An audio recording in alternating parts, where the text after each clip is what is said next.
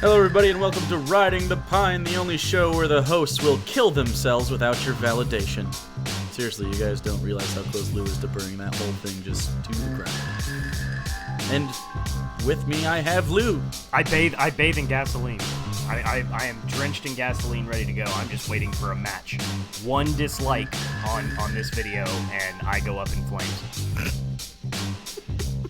So there's Lou and David, back again. And today we're going to talk about things, also stuff.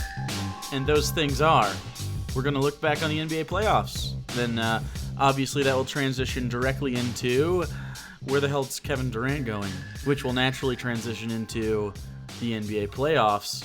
And then obviously from the NBA playoffs we have to go to the horrible, horrible rape scandal of Baylor, because the NBA and rape pretty much like peanut butter and jelly. And then NFL Pro Bowl, they made some changes to it. They're switching back to the AFC, NFC stuff. But we're going to talk about what we would change. And then we're going to finish off with an obvious sign of the apocalypse. So we're all doomed. But you heard it here first. We're going to tell you how to tell the signs that the world is going to end. So how are you guys doing today? I'm making it, man. I'm making it. I am super thirsty. I got this Gronkalicious energy drink. Oh, weird. Sitting in my hand. I also have a Monster Energy Do you? Gronk. Now, That's wouldn't strange. it be amazing if David had one too? It would be. He doesn't. But he doesn't. No. I didn't know if we were going to play that bit like he did. So, No. So I visited every gas station and grocery store in the greater metropolitan Sacramento area. So right. Well, I guess I could have visited Woodland and Davis and San Francisco, but I did not, and I am sorry. I blame Gronk himself. He probably kept it right out of San Francisco and the Sacramento area, the Bay Area.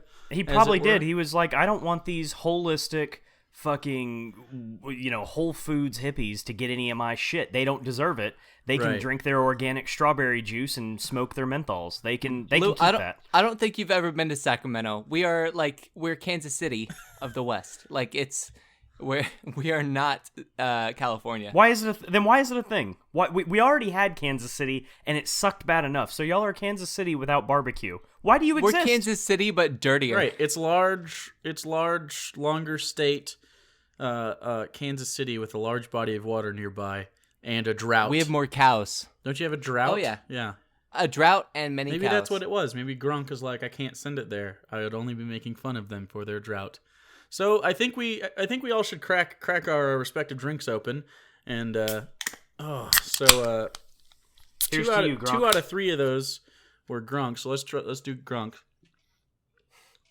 Oh, it's like diabetic Zima in a can. Oh, It's like, that's terrible. it tastes like, was that a crunch? Was that sugary? That is so much sugar. Oh wow, that's got all of it. And also, can you taste the 200% daily value of riboflavin?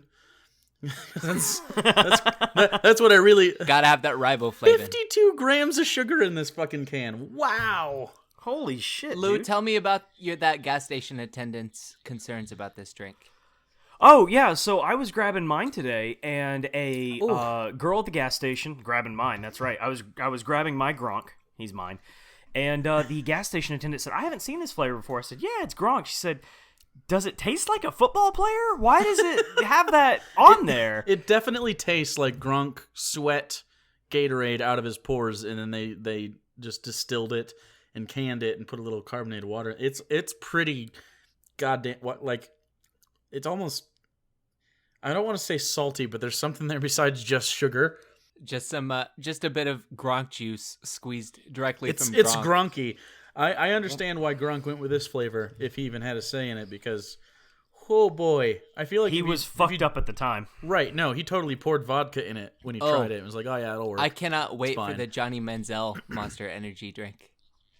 Oh yeah, that'll just taste like, actually it's an empty... It'll just be a bag of meth. It tastes like a DUI. No, all a Johnny Manziel Monster is, it's an open and empty can of regular green Monster, and someone put a little bit of water in the bottom, and then just ashed their cigarettes and put their butts into it, and then you just drink that when it fills up. That is a Johnny Manziel Monster. Spoiler alert from this upcoming season of American Horror Story. It's based on a road trip I was on one time, and I had a Diet Coke, and my buddy who dips had a Diet Coke, and I reached over while I was driving, and he had been spitting in the you know where it's going. He'd been spitting in the bottle. Oh yeah. We've all done that. It Happens to the best of us. It happens to the best and of then us, you and throw me. up all over So the person it was, that did it was pretty bad. But let's talk sports because I'm getting ready to pass out from all the Rufinol. Yeah, we should. Yeah, I'm pretty sure. Like, I have an erection right now. I think it just raised my blood pressure so high that I can't not have one. So I'm going to use this erection while I have it and talk about the NBA playoffs. So we're going to talk about that before we get into the finals and stuff. We should talk about where we've been, right? We should talk about what got us to this point. And David obviously is very charged up about the NBA playoffs. If you know him, and if you're watching this, you don't. But I feel like there's a few things that we could grab out of the playoffs that were pretty cool moments or interesting things.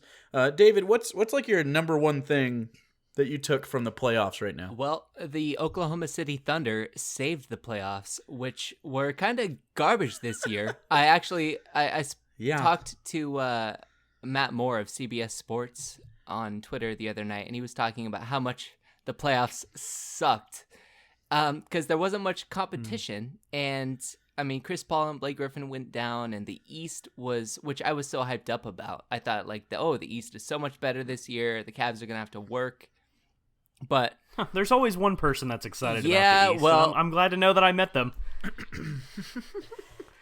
You're like the shiny red Gyarados in Pokemon. I finally found you. There you are. Yeah. So okay, I was wrong. I was so wrong. I was so wrong.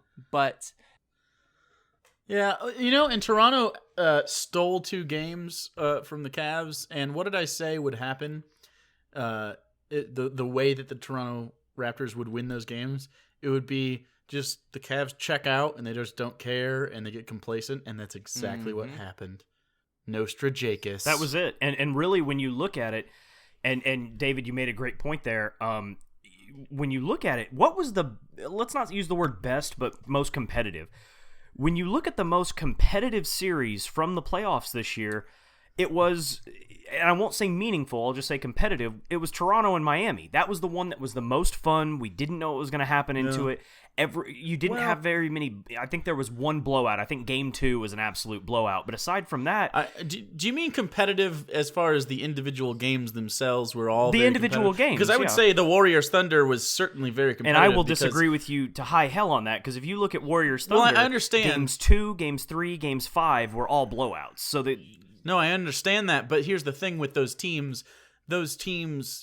like once you don't make like 3 or 4 shots in 3 or 4 possessions, they're already ahead of you by 10, 15 points suddenly. It just seems like they just skip right through because they can score at such a high volume. So I don't think that takes away from the competitiveness, because I don't think any of those were really out of reach at the beginning of the fourth quarter. You know what I mean? Yeah, so Miami-Toronto was competitive, but what I saw from both of those teams is them playing below their capabilities and not playing great basketball, and they had injuries, and Jonas Valanciunas and Hassan Whiteside were injured. So I get what you're saying, Lou, and it probably was the closest series. And there was some fun moments, but it's hard for me to look past the Oklahoma City Thunder pushing the Warriors to the brink like they did. Yeah, I'll say for sure that I thought that the Warrior Thunder was... Okay, I think Lou is right with the competitiveness, maybe, of each individual game. It felt like they were much closer like, their ceilings were much lower, obviously, but it felt like their floor and ceiling were much closer to each other. You know what I'm saying? So it didn't feel like either of them would pull away that much, but when the Thunder or the Warriors are on, they're just on, and they're unbeatable. So it felt less competitive near the end of those games, but like Game 6... the Thunder should have won that game handily, and instead they threw the ball away like several times over and over. We can't talk about the playoffs as a whole without talking about how there was supposed to be a script here, because the Spurs were so historically good, and the Warriors were so historically good, and the Thunder were just the Thunder. They were really good, but they weren't great, and the Spurs and Warriors were. and then the Thunder come in and they demolish the Spurs, and they give the Warriors a run for their money, and everything else was so predictable. Yeah. So do you guys, I want to ask, do you guys buy into the notion that because the Cavs cruised through the Eastern Conference, that because they hadn't faced any, we'll call it real competition, do you feel like that's a detriment, or do you feel like maybe they're just healthier and less banged up than the other teams, and that's a benefit into itself? That's a 50-50. I mean, we've heard, a team cruises through the playoffs and they're going to be extra rested, and then we've seen situations in the past, like back in 2013 when the Spurs, or excuse me, 2014 when the Spurs make it there and they had coasted through and they swept nearly everybody but the Thunder, and they get blown out in Game 1 by the Heat. So, the idea of being well rested versus being battle tested, it comes down to who's the better team. I don't genuinely take that into consideration. And with the Warriors game anyways, it's not like they're like Russell Westbrook going into the paint and throwing elbows at people and being a goddamn pit bull chasing through. So I'm not particularly worried about that. I agree, Lou. I think the Cavaliers are fine. I think they actually honed their craft through the playoffs. I am very much appreciating Lou's face as he struggles to drink a Gronkasaurus energy drink. Thanks, Gronk, for giving me Lou's face. Why do we keep calling it Gronkasaurus? There's no Gronk. Well, the original commercial, he was going, "I'm the Gronkasaurus," and so it just kind of stuck with me. No, I know, but for people that want the Gronk experience and to know the displeasure that it truly is, look for a blue and silver and a little bit of red. It's basically the Patriots colors, and it just says Monster Energy Gronk on the front, and then there's a Gronk spike occurring. Don't look for Gronkasaurus in hot pink; you won't find it. Now you can find the Gronkasaurus. So the Thunder lost, and I guess we could talk about this right now before we talk about some of the other teams. Is Kevin Durant leaving, or is he staying? What do you think? I know my answer, and I will share it with you. Maybe we have the same opinion on this, but I feel like the answer is obvious. What he should do. All right, so I've done a 180 on this. Now I thought the Oklahoma City Thunder had spun their wheels long enough that they realized they were just going to be really good, and the players knew that, and Kevin Durant was going to feel an itch to go somewhere else. But now Kevin Durant has seen his team and what it can be after these playoffs, and seeing them escalate their game so much, and after being so successful, it would baffle me a bit after how well they did and how close they were to going to the finals, where I think they could have competed with the Cavaliers. It would baffle me if he left. Now he could maybe he just is bored or feels that they've, peaked. But I mean, I don't know. I think you gotta stay because you're just right there. You're right there on the cusp. They almost beat a historically great team. They did beat a historically great team in the San Antonio Spurs, who won 67 games this year and were just fucking incredible. So how do you leave something like that? And they should have beaten the best team ever in the regular season, but they had a meltdown in Game 6. But so here's what I think is going to happen, because it just makes sense, both for Kevin Durant, the guy, and the businessman, because I mean it is a business. I'm thinking a 1-year deal with a player option, because what happens is Westbrook's deal is done after next season.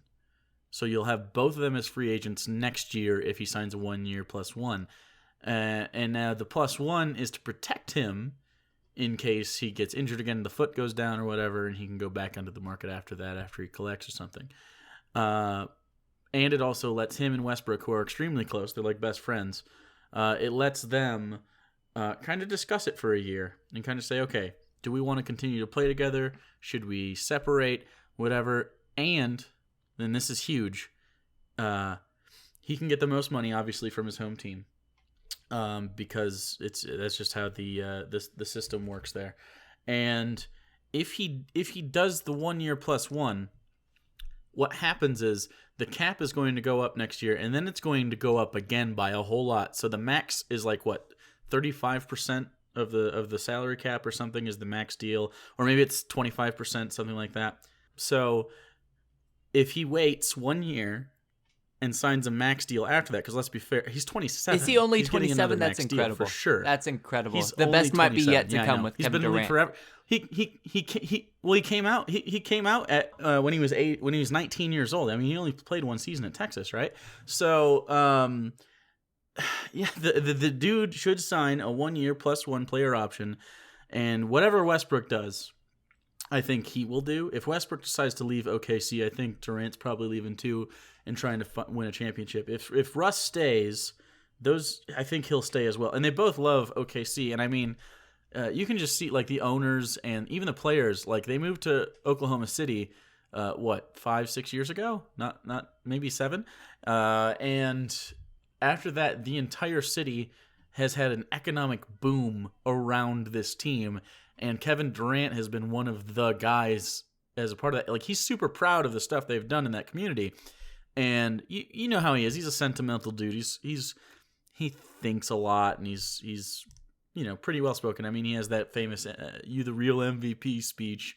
I feel like he's a loyal dude, and loyalty aside, the dude makes more bank in OKC in the next several years than he would anywhere else. So I mean, it's not just a good Kevin Durant move, it's a good business move. And there's not a lot of guys, and like he saw what happened to LeBron when he left, right? He'll get toasted. I mean, he will get panned in the media for all of that if he leaves, even if he does it quietly. It's one of those things. Jake, beautifully put. I pretty much agree with everything, but there are other possibilities and alternatives. Of course. I would love to explore the possibilities, by the way. If he doesn't go to OKC, what are your favorite teams for him to go to? Oh, boy. Well, now, you might have heard of Isaiah Thomas, Boston Celtics, All-Star. I may have. And also, I may have heard that they also, the Celtics organization, extended both Danny Ainge and Brad Stevens contracts today or yesterday. Very, very observant, Jake. They sure did, as they should have, because they're building something special there. Now, Isaiah Thomas. He's such a twerp. Right. both in the size sense, and he's kind of a punk, but my God, he was on like TNT the other day and wore an all black suit with a black tie and a black dude's fresh. Now, so Isaiah Thomas II, the tiny little Boston Celtics man, who made the All-Star team. He's good, and he's good. He's a fun guy to watch. Now, the Boston Celtics are an interesting roster that plays hard, lacking a really good player. Sorry, Isaiah Thomas. He's good, but I don't know. He puts the ball in the hoop, but he's not gonna take your team to the next level. Right, like in NBA 2K, for instance, I think he's like in the 80s range, and that's your B-level superstars or stars, I guess. And then there's everybody above that. Kevin Durant's one of the top 3 players in the league, right? It's him, LeBron, and Curry. Yeah, absolutely. Now here's what I'm getting to. Kevin Durant has spoken very, very highly of Boston, the city, to a degree that's a bit Jonas strange. Jerebko fan. And also, upon the Thunder getting eliminated the other night against the Golden State Warriors, Isaiah Thomas tweets. Now, sorry, this is more Twitter news. Isaiah Thomas tweets KD with a little green clover next to it. Now, also, Kevin Durant's representatives, agent or whatever, have actually spoken to the Celtics and talked about what sort of free agents they should be pursuing and what sort of moves they should be making if they are interested in pursuing Kevin Durant. Their highest paid player is, drum roll, Amir Johnson? What? So that's how, I mean, they've got a bunch of young guys. Like I said, they've got an interesting roster. They play hard. They play really good defense. I'm trying to see who you keep from this team. Avery Bradley, Jay Crowder, Kelly Olynyk, Terry Rozier, Marcus Smart, Jared Sullinger, Isaiah Thomas, Evan Turner, James Young, Tyler Zeller, Kevin Durant. Boom. also sign, I don't know, Biombo for a max deal because who gives a shit, right? Yeah. So, well, I mean, yeah, they ideally, if they get Durant, they get someone else, but they're not paying a Right. bunch of people a bunch of money. So they're that young roster that plays hard that Sure. that could be appealing to Durant and that could make a run at him. Now, of course, it's possible that this happens next season, like next offseason rather than this upcoming offseason because of that 1-and-1 LeBron style deal that you mentioned. Now, I have like a suggestion, and I don't know monetarily if this is possible or whatever, and I've heard it a lot, and it would make a lot of sense, and it would do one more thing, which I think everybody in the world would like. It would make the East a two-player system here, and the Chicago Bulls. The Chicago Bulls look nice. I mean, you might have to. I mean, Pau Gasol's leaving, right? Is Taj Gibson signing through the next year because he's making way too much money? And Noah's gone as well, right? So, but you got Jimmy Butler, Derrick Rose on a peg leg, and some other really nice players that I actually do like throughout there. Mirotic being probably the one I like the most, besides Jimmy Butler. They have Mike Dunleavy. That's weird. Anyways, I thought he went the way of the Luke Waltons, but that would be a cool team to watch, wouldn't it? So I think Durant, he could be the man in Chicago, and they have enough good players on the roster for them to immediately be a contender. I'm Durant, Jimmy Butler looks better to me than Isaiah Thomas. Yes, but both of them. So I feel like he'd be trading one Russell Westbrook for another, but Butler's better on defense than Westbrook, of course, right? Butler's much better on defense, but Russell Westbrook is at least a distributor and a playmaker, where now we got Derrick Rose. Well, who's changed to that because he can't explode anymore. Derrick Rose doesn't explode anymore, but he's not the same. He's a $20 million passer. Yeah. Well, I just feel it feels like a downgrade to me. A little bit in some ways. I totally agree with you. It would be. This is in case he's leaving the Thunder, which, by the way, I think is the best situation for him. Like, roster-wise, I think the Thunder are the best situation. And the Bulls would immediately be a contender to get to the finals, and they could give the Cavs a run for their money, and they wouldn't have to, he wouldn't have to be facing the Warriors or the Spurs every year, or even the Clippers every year. So I can see that. But trying to coexist alongside Jimmy Butler, who wants the ball in his hands, seems like a downgrade from Russell Westbrook. It wouldn't shock me. Probably. And Chicago is a big market. It's a good financial move. It makes him it's better for endorsement money to be in such a big market as Chicago, which I think might be the third biggest market after New York and Los Angeles. That's valuable. And players care about that. They want to be in a place like Chicago. Yeah, now.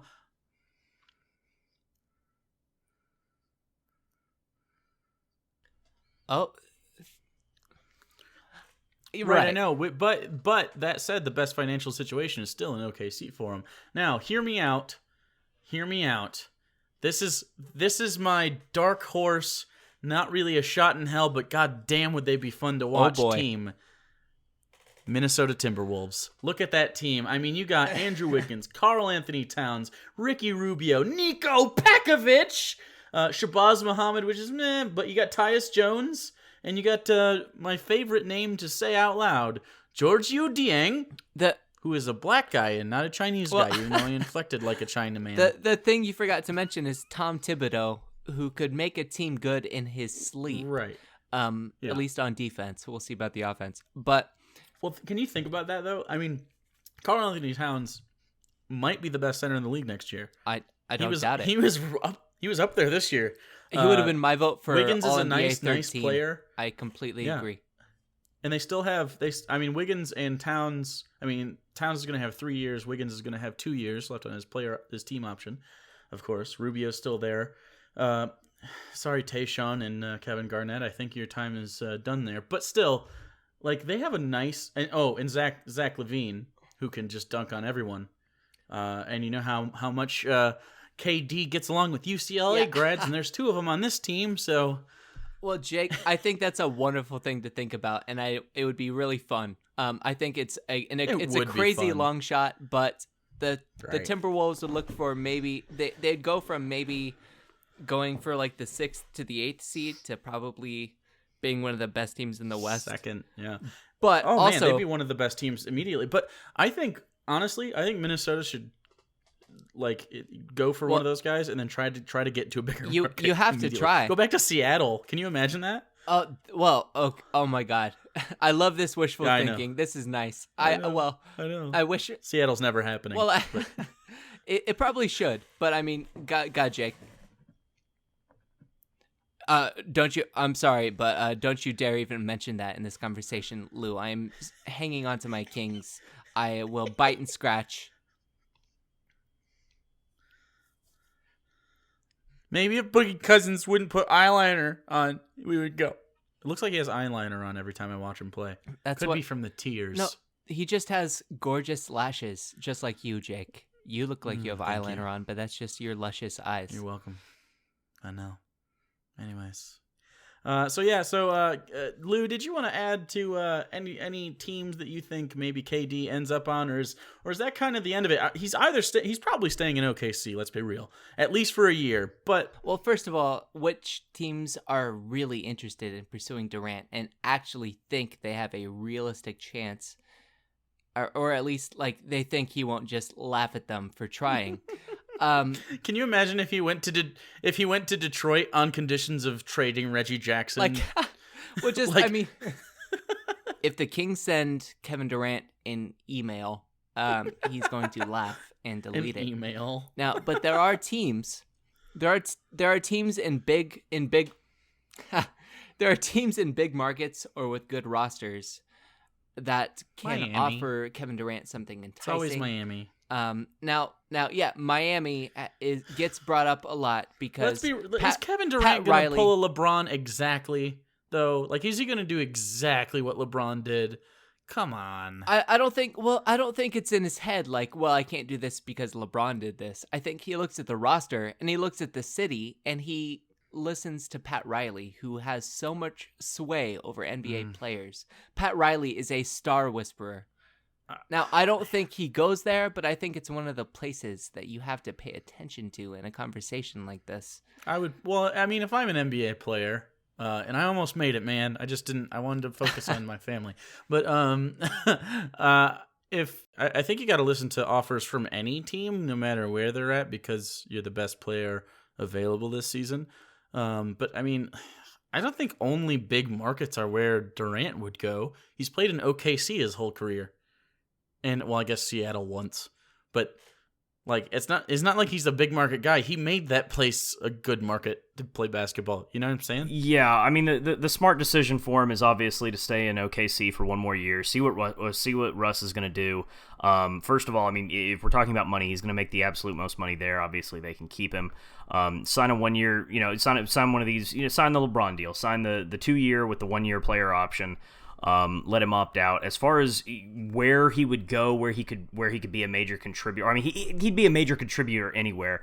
One thing I just want to say, and I mean, there's so many different possibilities. The one place where he would not wind up, which a lot of people are not speculating, but I think more hoping for, because people want to see it, is Golden State. You'd have to get rid of Barnes, you'd have to get rid of Iguodala, you'd have to get rid of so many different guys to make it work there. It's not worth it. These guys are probably on their way, and hey, maybe this segues into our talk about the finals. These guys are probably on their way to their second straight championship, the greatest NBA season of all time, 73 wins, 73 in a ring. I don't see them breaking or busting that group up anytime soon, especially in a year where they're getting ready to have another $25 million added to the salary cap. So no, I don't know where he's going to go, but I just want to put the stupid speculation of Golden State out of everyone's mind. It's not going to happen. Well, I have to address the Golden State thing. Now, Durant's representatives have, they have talked to Golden State. It'd be stupid not to. It's not. I mean, they've talked to like 4 or 5 teams. Golden State is one of them. And now Golden State, sorry, Lou, but Golden State would be stupid not to talk to Kevin Durant and kick the tires a bit, because now I understand that they have something special, But if you have a chance at one of the best 3 players in the world, it doesn't matter if you have to get rid of Harrison Barnes and Andre Iguodala. You cut those guys' heads off if you can get Kevin Durant. You just you stop giving a shit about Andre Iguodala, who I love. I wish Andre Iguodala, like I want him to, like I want him to be my dad. But Andre Iguodala, like I would wipe him out of existence if it meant I could get Kevin Durant on my team. You have to try it. You have to see. Because if Kevin Durant signs, you're getting him for 4 years. If I'm KD, I'm not going to the Warriors because I don't. Now, probably not after losing to them. Yeah, David, I get that. Yeah, if I'm KG, I'm not going to the Warriors because I'm not going to the Warriors because you don't have a point guard in Westbrook who's going to create things in the paint for me. You've got a point guard in Steph Curry who's going to shoot the ball from 50 feet. So why am I going to want to be there if I've got his mid-range game, the KD's mid-range game? Because Draymond Green is their point guard. He led the team in assists. Because of the 4-on-3. The 4-on-3 is what happens when teams have to trap Stephen Curry because he can shoot from 30 feet. Now, the Thunder didn't do it because they were athletic enough to not have to try and trap him on picks. But the reason the Warriors are good, even when Stephen Curry is not shooting, is because when they try and defend Stephen Curry the way they need to stop him from shooting, it opens up shots for everyone else. Now, Kevin Durant... Oh, whatever, dude. Did you look at the stats from their pick and rolls against the Warriors in that last series? Steph Curry hit like 15 of 18 threes over Ibaka and Adams. Yeah. Well, exactly. Well, that's why a team like the Warriors, because Kevin Durant and Russell Westbrook, appeal to his Westbrook, game for sure. He's a mid-range monster. Well, Russell Westbrook and Kevin Durant have spent a lot of their careers in Oklahoma City taking turns playing iso ball, and they're both very, very good at it. But Kevin Durant has to watch, like when he sees the Golden State Warriors at their best, surely he envies them getting easy shots and the ball moving fluidly, which happens when they're playing well. I think if Kevin Durant pulled a page from the Rip Hamilton book of one play, which is run around as fast as you can and come off screens and shoot the mid-range jumper, he would score 35 points a game every game for a season. Like if he just ran around and caught the ball mid-range from like 15 feet out, like dude's never missing. But David, also to counter that, you say if you got a chance to go get one of the top 3 players, sure, you do that if you're in a situation like a team, say, you know what, like the Thunder, someone who hasn't been able to get it done the last 4 years, someone like the Spurs who are obviously on their way down. If you're going to win two straight championships, I don't understand the idea of busting up your team. I don't get it. If you're starting another mini dynasty, I do not get the idea of doing that. See, the difference in thinking is in basketball, it's much more reasonable to do it than in any other sport because one person can make a team competitive. Take any LeBron team. Yeah. And you can say like, oh yeah, Dwayne Wade and Chris Bosh, yeah, he does, or he did, and he has Kyrie and Kevin Love and J.R. Smith and all those guys. But do you remember the first time he got to the finals? Can you name a guy besides Mo Williams on that team? Oh, what was the guy with the goofy hair, the white guy? Yeah, see, there you go. Verjao. Yeah, Big Z. Like Big Z's not. He's at the end of his career. He retired like a year or two later. You had that like Austrian kid that played small forward and started for them. Larry Hughes, second team all defense. Oh wow, Larry Hughes. Yeah, see, no, he was garbage. He had LeBron nobody. James made a bunch of the worst scrubs look pretty good. Yeah. Well, that was his third year in the league. You're right, and so, Lou, the thing is, we're not talking about this year. We're talking about the future. I get that. I just don't. I see it as so much more realistic that he's in OKC for another year. Now, here's the thing: in a year, I have no idea. You have no idea what's going to happen here in a year. Klay Thompson might be found out to actually be a woman, like we all think that he is, and will be playing in the WNBA for the Sparks or something. But wow. We're not going to. I don't see him leaving the Thunder this year. I just do not see it happening. I don't think it's. I've said I think it's likely that Kevin Durant stays with the Thunder. I think that's the best financial move. I like for the 1-on-1, like you guys have said. the player option. Now, that makes a lot of sense for him, but I don't buy that the Warriors don't want to break up their team because They'd do it in a second. You would. I wouldn't personally because the way contracts are in the NBA. He's had foot problems in the past. He'll be on the other side of 30 when his contract's over. You could stagnate that team. I'm not saying it will happen. I'm just saying you have Curry, you want to keep Clay, you have Draymond, and you can't have 4 max guys. And that's what you're going to have on your hands. And honestly, I would keep the 3 guys that I have on my team because you can use their bird years and go over the cap when they're already part of your team.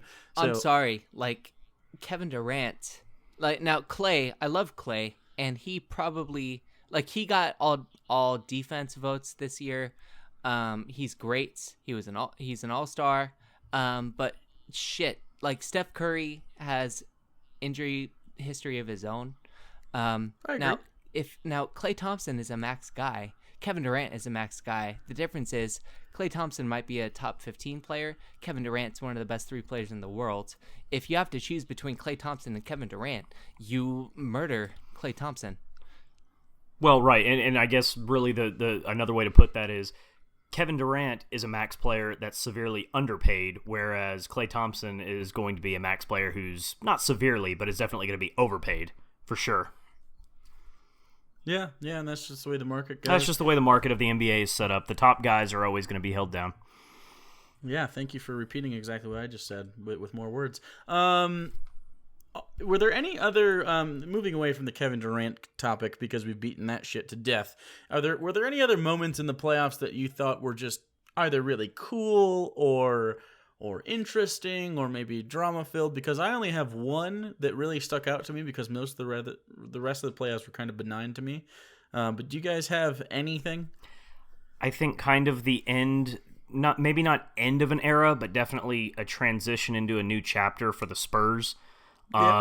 Is definitely that pretty much at length before, and and we have, and that was pretty much for me. That was the thing that made me, because in any given basketball game, you're sitting back, and whether it's a 7-game series or whether it's in the 82 game long season, you're not sitting back at any individual moment and saying anything is defining for the league. But I think that just the way they came out in Game 4 and just looked completely just deflated against the Thunder for the first 20 minutes of the game, I just said, wow, this is it. I mean, it didn't end right there, but I said, wow, this team is finally old. This team is finally ready to transition into their next chapter, for better or worse. So that was it for me. Sure. David, what about you? Well, I have to address the Spurs first. They won 67 games, and I think that has a lot more to do with how much the Thunder improved in the playoffs than the Spurs being like over the hill or ready to die or something. I think the Spurs will win 55 games plus for the foreseeable future. I understand the concerns. What does that sound? Yeah, does somebody hear like a baby crying in the background? There is someone outside my window making some sort of like Indian war cry. Weird. What the fuck is happening? So you okay? I think we need to address this a little bit on air, just for a second. You said you didn't live amongst the hippies, and this was Kansas City. I mean, they do have the Chiefs, so maybe you're correct there. But that sounds like Florida man did blank. It stopped, but with my headphones on, it sounded like 3 people were making siren noises outside of my window. Were they in bowler caps and old timey copper uniforms? Do you want me to go look? I can go look. No, I think I'd rather speculate and not ruin the mystery of the whole situation. People got together to do peyote in the parking lot of my apartment complex, and they were having some sort of moment, and they were howling at the moon, which is not out because the sun is still out. But, well, you got to howl at it because that's just what you do when you're on peyote. That's how you make the moon come out. The moon is bashful, and it wants to feel wanted by you. Well, of course, Lou. Yeah. You know this Kansas City. because you live in Texas. Right, I was going to say Texas public school system. Thank you so much for the gifts that you've bestowed upon us. Back to the playoffs. I think the only thing that I thought was cool was the Toronto fans in the Game 6 loss to the Cavaliers were nuts. The team was out of contention for probably, I don't know, it was a good 15 minutes, and they nonstop chanted, "Let's go Raptors," and they just kept it going. Like, they gave that fucking team way more support than they deserve, but it was so cool. I can't imagine a more, and of course it's Canada, but I can't imagine a more positively reinforced fan base to play for than the Toronto Raptors fan base, because they should have been booed off the fucking court, but instead, because they got roundly outplayed, but instead they got all the support in the world from Canadian fans. It's great. Now, hold on, because I think the Toronto Raptors, while they looked like garbage for a lot of the playoffs and did not play like a 56-win team, which, like, they were the second seed in the East. They won one less game than the Cavs, but, well, of course, they don't have LeBron James. But they, after getting underperforming and getting defeated in the first round 2 seasons in a row, they made the conference finals for the first time in the team's history without a guy like, say, Vince Carter or Chris Bosh. They have to count that as they have to count the season as a success. If they don't, they're crazy. Like, I'm just saying, come the on. fans are very interesting. I mean, for like Canada, I didn't know they had like 20,000 people in their whole country, but they fill that fucking arena. So, like, I mean, I'd play there. I would play if the Raptors offered me a contract. I'd probably play there. Oh no, you wouldn't, because you'd only go home with 4% of your paycheck, because it's the People's Republic of Canada with their socialized medicine and whatnot. Yeah, socialized medicine sucks. With their longer lifespans and everything. Fuck like that. Drake would talk me into it. Did you Drake see? hangs Okay, out so there. about the Drake thing. Obviously, he is a Canadian guy. He was a star of Degrassi. He was the paralyzed basketball player. So he's always wanted to play basketball, but due to his disability, he wasn't able to, obviously. And he dapped it up with, the guys from the Toronto, and then he walks into the fucking, like, the hallway outside the locker rooms, and he waits for LeBron and, like, talks to him, and LeBron is clearly uninterested in talking to Drake, but Drake talks to him anyways, and all I was thinking the whole time was, like, yo, LeBron, really good job, like, haha, and I'm a Cavs fan now. Because fucking Drake. Yeah, there's a lot of there's a Vine that you can find on Twitter. Speaking of Twitter, be sure to hit up at the Pine Bench and at RTP the Talent. That's me, obviously. Wow. You at RTP the Sports Guy. Sorry, but You guys thanks are Lou shameless. for bringing up our Twitter presence. That's it, man. That's Self it. promotion. It's important, Jake. You can follow Jake on his Tumblr blog at thepatriarchy.com. Wow. As far as that Vine, there were a lot of people that were making their own versions of it. I think my best one was where he said something along the lines of, "Hey, look, Dre, hey, LeBron, what's up, man? Hey, I'm a Cleveland fan, right? Like, I mean, these Canadian motherfuckers, I just do this for the money, right? I don't give a shit about these people." So, Drake. that one was really funny. He's the ultimate bandwagon fan. He might be the most boring person in the whole world. He is easily. You know what's funny about Drake? And I'm not big into the hip hop game. But I do listen to a lot of podcasts and stuff that talk about that stuff, like Jalen and Jacoby, or and Russillo and Cannell. Russillo is very into the hip hop stuff, and they talk about it sometimes. And they were talking about Drake the other day, and apparently he's fun and whatever, and he makes some alright music from time to time, apparently, but. Like, everyone thinks he's super soft, which is probably the case. And so on Drake's Instagram, I guess he started posting, like, workout videos to be like, "No, I'm tough, guys." Drake, camera B. Pretend I'm looking at camera B. Drake, posting workout videos on Instagram does not make you tough. It makes you a douchebag. And while you may be able to bench press, I don't know, 100, 120 pounds... it's not impressive. Just you know what? Be the Canadian rapper that you are and own it, bro. You don't have to be, I don't know, who's like Lil Wayne probably killed a guy. Who knows? He's got tattoos on his face that make me think that maybe he's a threat.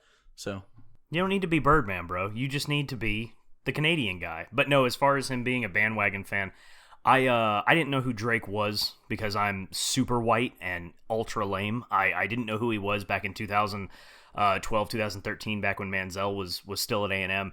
And I find out later that this guy is a black Jewish guy from Canada, and here he is wearing Texas A&M jerseys. I'm like, dude, you've never been to Texas. What the fuck are you doing wearing that? Take that shit off. So I agree. He is the bandwagoniest of bandwagon fans. David, are you a bandwagon fan? Well, do I like watching teams that are playing well? I sure do, Jake. Well, sure. I think we could all appreciate teams that are playing well. Like, I wasn't a Bulls fan, but I like the 90s Bulls, and I was like, I'm more of like a player fan than I am anything else, but I understand what you mean. Now, Jake, I'm currently wearing an Arizona Diamondbacks t-shirt. Right, of course, because you obviously have poor taste in quality baseball. So I have no idea why that would ever be. I was about to say, that is the least bandwagony thing ever. Like, you got tied to the wagon. Is it a year 2000? 2003. 2003.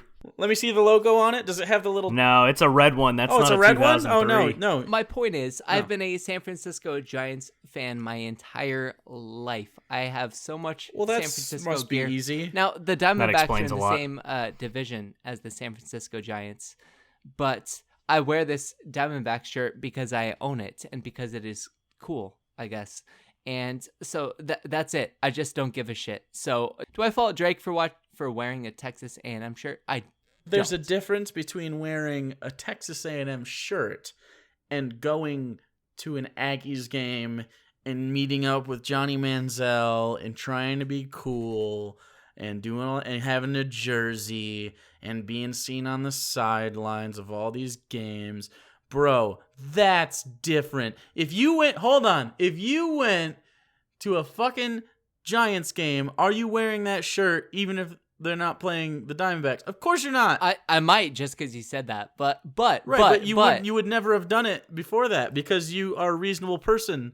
Drake, you are not a reasonable person. Texas A&M was fun to watch at the time. Were they not? Sure. Now, then I would have gone. I don't give a shit. Like, that's all it takes for me. If a team's fun to watch, then I might go. If they are if they are the thing, if they are doing something special, I might put on a jersey and go do it because I just Also, don't. he's Canadian. He's not allowed to watch American football. Oh, that's true, Jake. I concede. Right, no. I take back most of what I've Right. said. So yeah, fuck Drake. He better stay north of the wall from now on. He probably cheers for touchbacks and thinks that you get a point. I bet Like he in the forgets Canadian to take the Football League. tomatoes off the burritos. Let's be real.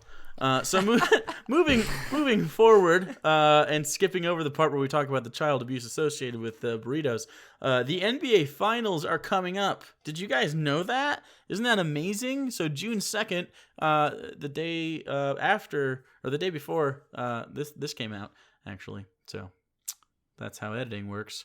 So we're a little bit late, but let's do, because people are listening to this after the game one. We have to Nostradamus this shit. We have to say what's gonna happen. Maybe relative scores. Maybe any potential drama that may occur. Who's kicking Steven Adams in the balls? I think that Steven Adams' mustache is going to become sentient and decide, look, I'm the star of this show, and is going to kick him in the balls and then posterize him right there from half court. It's going to do an NBA jam. He's on fire jam. Sounded more like Space Jam. And slam halfway. Half court. NBA Jam Tournament Edition over Space Jam any day. Bro, you can't deny the Bill Murray knee pads shot when he comes in and makes like one jump shot and then gets destroyed. Now, in a perfect world, Lou is correct. You do so much for my confidence, like, every time we talk. Of course, we're all going to miss Steven Adams, but here we are, Warriors, Cleveland. Cleveland will have Kyrie Irving and Kevin Love, who they did not have last season when the Warriors beat them. I'm looking forward to that part. You know what else I'm looking forward to? Is Draymond Green literally eating Kevin Love's heart. He might. The Thunder were athletically overwhelming for the Warriors. They were so long, and they were so strong, and they were so fast. with Andre Robertson. And now I bitch about Russell Westbrook's defense, but he is athletic and has quite a wingspan, and he's very fast and aggressive. The thing about Westbrook's defense is he takes too many chances.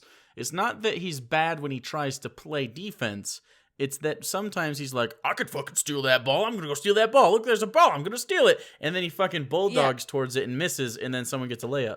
So half the time he is very disciplined, and then another quarter of the time When he is disciplined, I can't imagine scoring on him. Well, that's because he's got the gifts, the athletic gifts to be a good defender. But can you imagine if he had like a Dwayne Wade style mentality towards defense?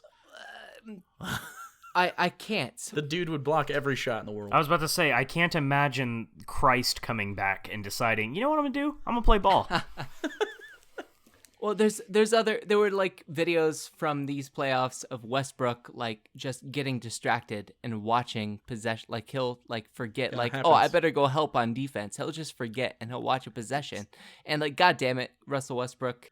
He's like that though. One time during the season, I think he either scored or the team scored or whatever, and he's kind of backpedaling, getting ready for his defensive set, and then stadium music comes on, and it's some song, and he just starts sort of dancing and forgetting what he's doing, and then the guy crosses half court, and then he kind of looks at him and then checks him. Oh it's my like, God, Russ, come on, bro. Of course, I love Russell Westbrook, but that stuff. I love him too. What I was trying to get at was that the Thunder with Andre Robertson, Russell Westbrook, Kevin Durant, who stepped up his defense. And if he played defense like that all season, he would be all defense, first or second team. And probably. Serge Ibaka, LeBron plays in his spot. So Serge Ibaka and Steven Adams, they all gelled and they stepped up their defense. And they were so long and so fast that they frustrated the Warriors. They made things hard for Stephen Curry, and they didn't let them move the ball the way they can. Now, they make things very hard for Klay Thompson, though. No, well, Klay Thompson and Steph Curry are aliens. Do you think Klay derives his powers from that goatee, and that's why he refuses to cut it off his ugly face? Here we are on the goatees again. We talked about this last time. It's drawn on with eyeliner. It's not actually a real goatee. He just draws it on there. Maybe it's like war paint. That's what it is. He's like the ultimate warrior. I'm sorry. Continue with your breakdown, your very thorough breakdown of basketball and the stuff of that. The Cavaliers have played good defense, and last finals they played very good defense on the Warriors. Well, this year they're not an elite defensive team statistically. They're like 15th or something, like middle of the road. Not quite. They can. Now, J.R. Smith has suddenly decided that he really cares about defense, and that counts. Iman Shumpert is a good and versatile perimeter defender. He's got better hair than Klay Thompson, that's for sure. Kyrie Irving and Kevin Love are splendid players. Kyrie Irving is incredible. He gets to the basket at will. The thing is, they are not physical or good defensive players. They are huge liabilities on defense. Without Kyrie Irving and Kevin Love, the Cavaliers, they were so rough, they were so hard against the Warriors. Well, Dellavedova really shone out. I think everybody remembers him in that series. He's the one guy who I went like, wow, where did he come from? Little white dude from nowhere land, and he plays so hard. He just plays as hard as his little heart can make him. He used to be such a joke. he was such a joke last season. Like, who is this fucking guy trying to play defense on Stephen Curry? But he made things hard.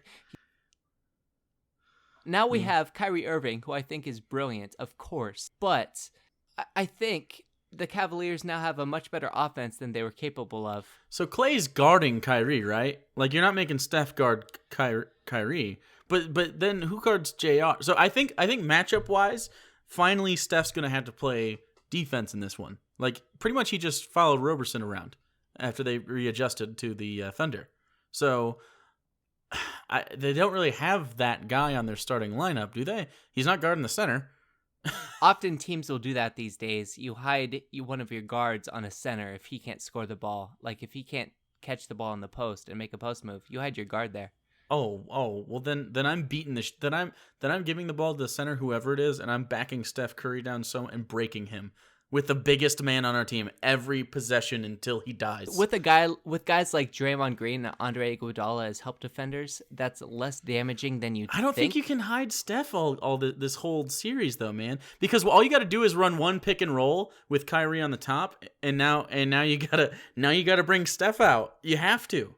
No one can guard Kyrie Irving except for the best defenders, but Steph is not a bad defender. They like to hide him because he's. It's not about his ability to or to not defend.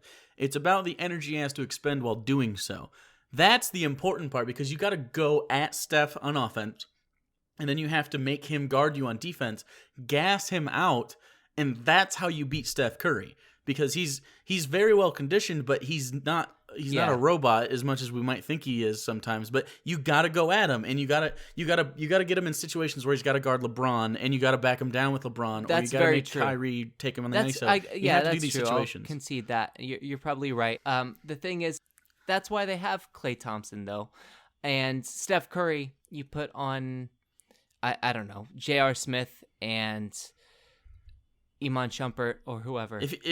If you put whoever you put Steph on, I'm running them around screens basically, and that's my game plan. You take whoever Steph is guarding, you run him ragged all day, and it's got to be a 3-point shooter. So you got Dellavedova, Kyrie, J.R. Smith, etc. running around, hoping that Steph's on them, and then you just run them around and get them open threes. Because and if you don't, then have him have to man up and face up with them, have him go one-on-one defense, and then run another pick and pop or something and get someone else an open shot. That's fine. But you got to put pressure on Steph on defense, him being on defense. And guys, we're talking so much here about what you're going to have to do to back down Steph or to back down the Warriors. And I mean, granted, yes, I mean they've been one of the most prolific offenses of all time.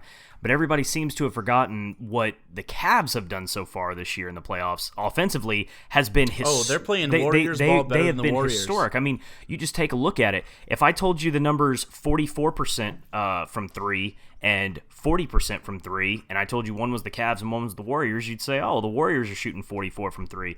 No, they're not. The Cavs are. The Cavs are shooting them out by almost. Now, granted, they're not taking 97 attempts per game, so that's a little bit different.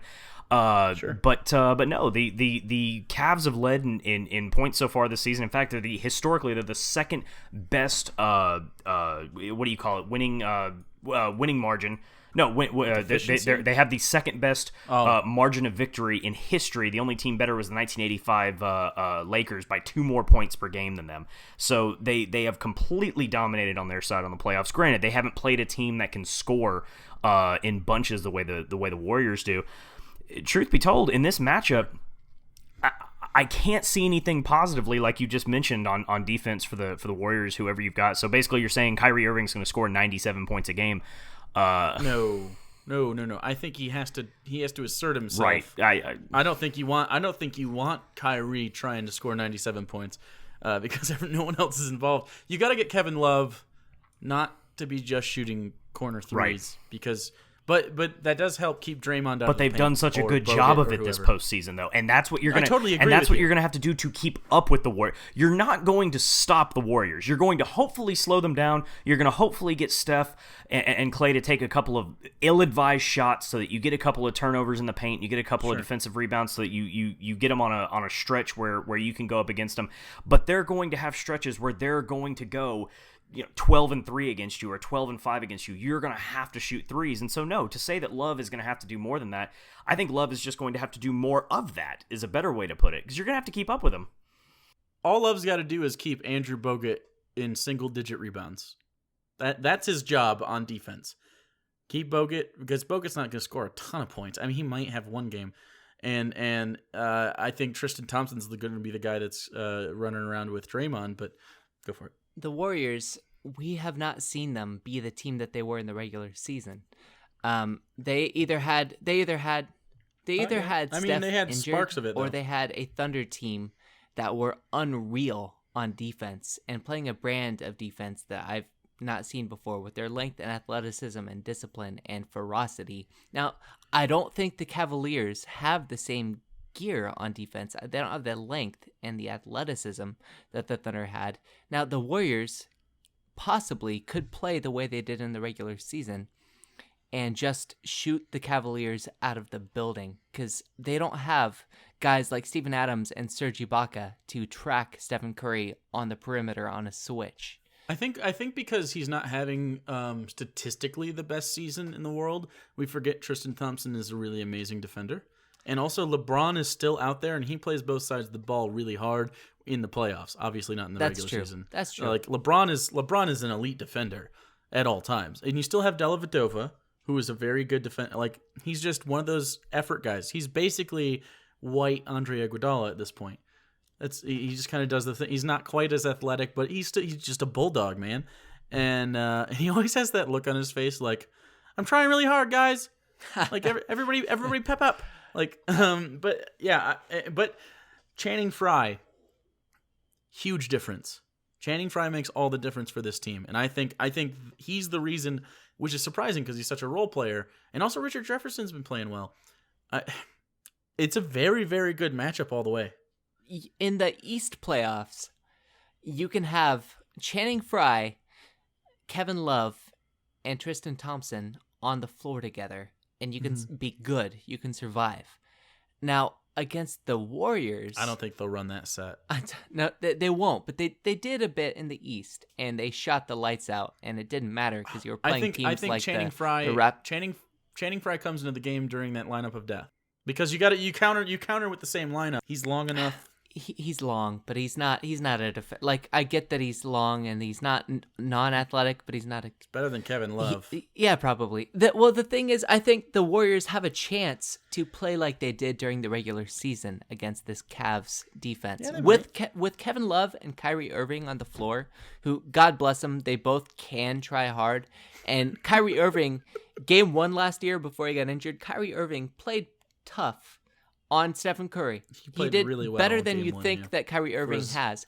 And then there was like a tiny C4 that went off inside his knee. Yeah, I know it's a bummer, but I really think the Warriors against this Cavs team, we could see the if we see the offense that we saw in the regular season. I'm sorry, but that's it for the Cavaliers. They're gonna have to put up. Probably. You're absolutely right. If the Warriors are allowed to play the Warriors game, it doesn't matter. I mean, we saw it during the Thunder series.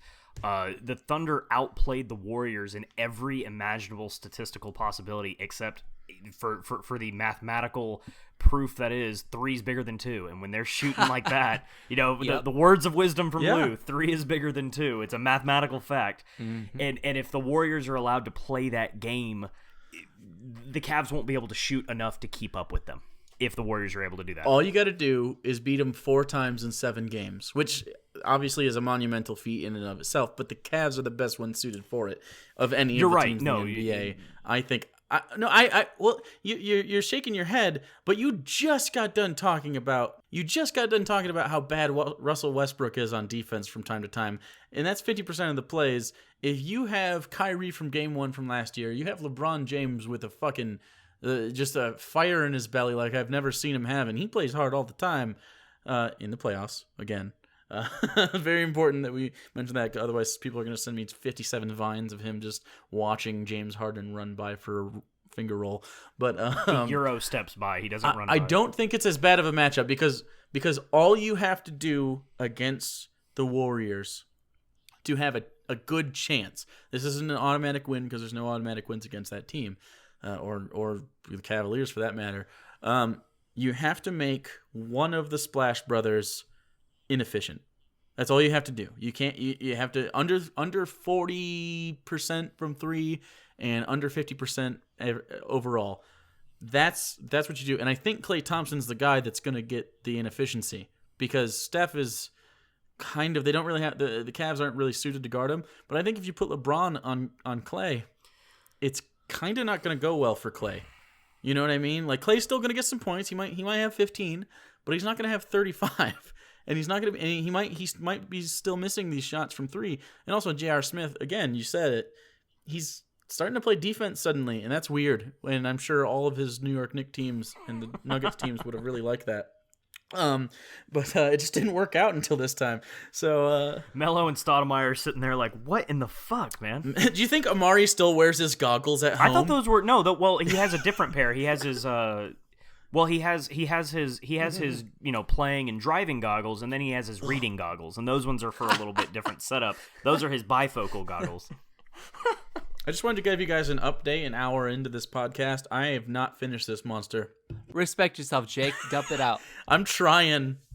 I am trying so hard. I just took a drink and my it's like I just ate a handful of really old super sour grapes and then chased it with like Jaeger. Yeah, exactly. Jaeger and a Red Bull. Like a Jaeger bomb. Yeah. I can feel the diabetes forming in me right now. It's terrible. Yeah, exactly.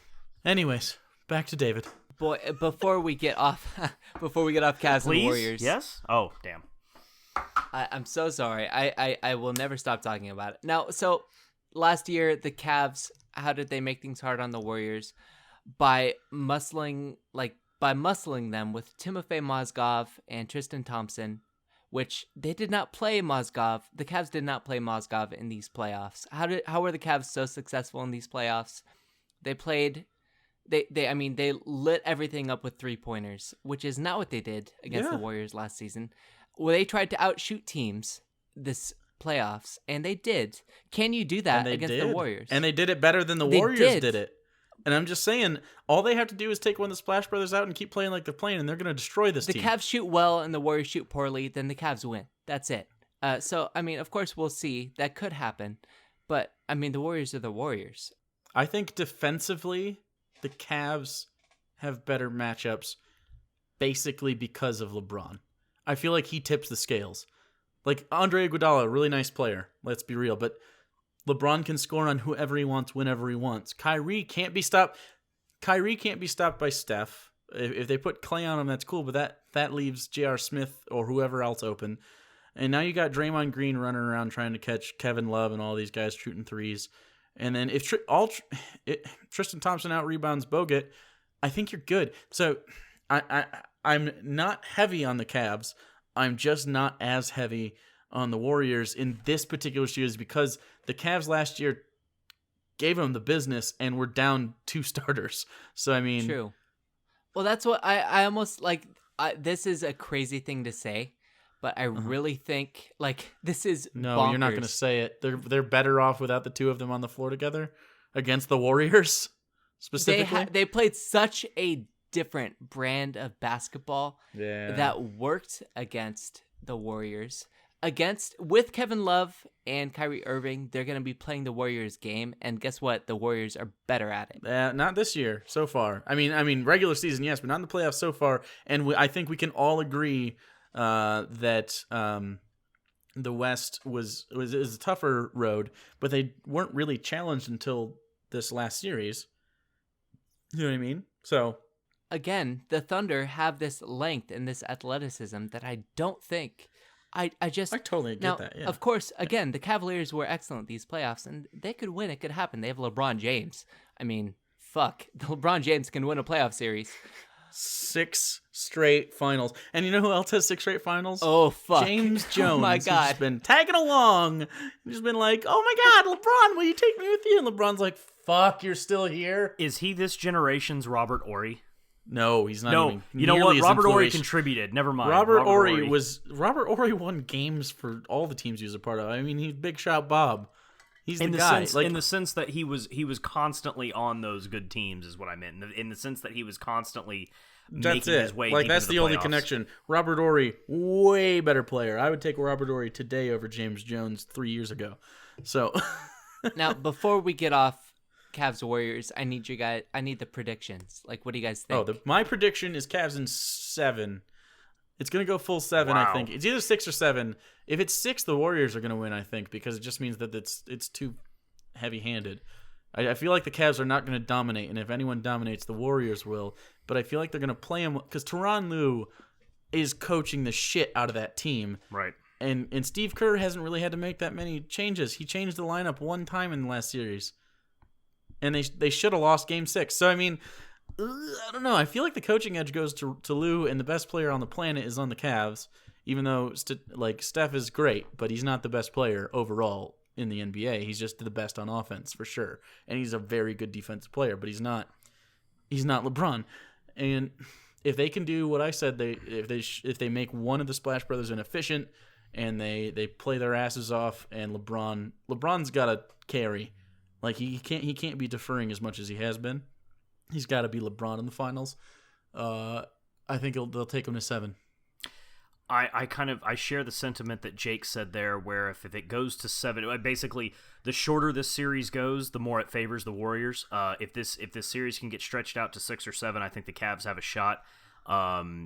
Really, I agree with Jake. I think it has to get to 7 games for the Cavs to have a shot, because you're again, like I said earlier, you're not going to stop Steve Kerr's plan, which is basically, that guy, that Curry, that ball, that.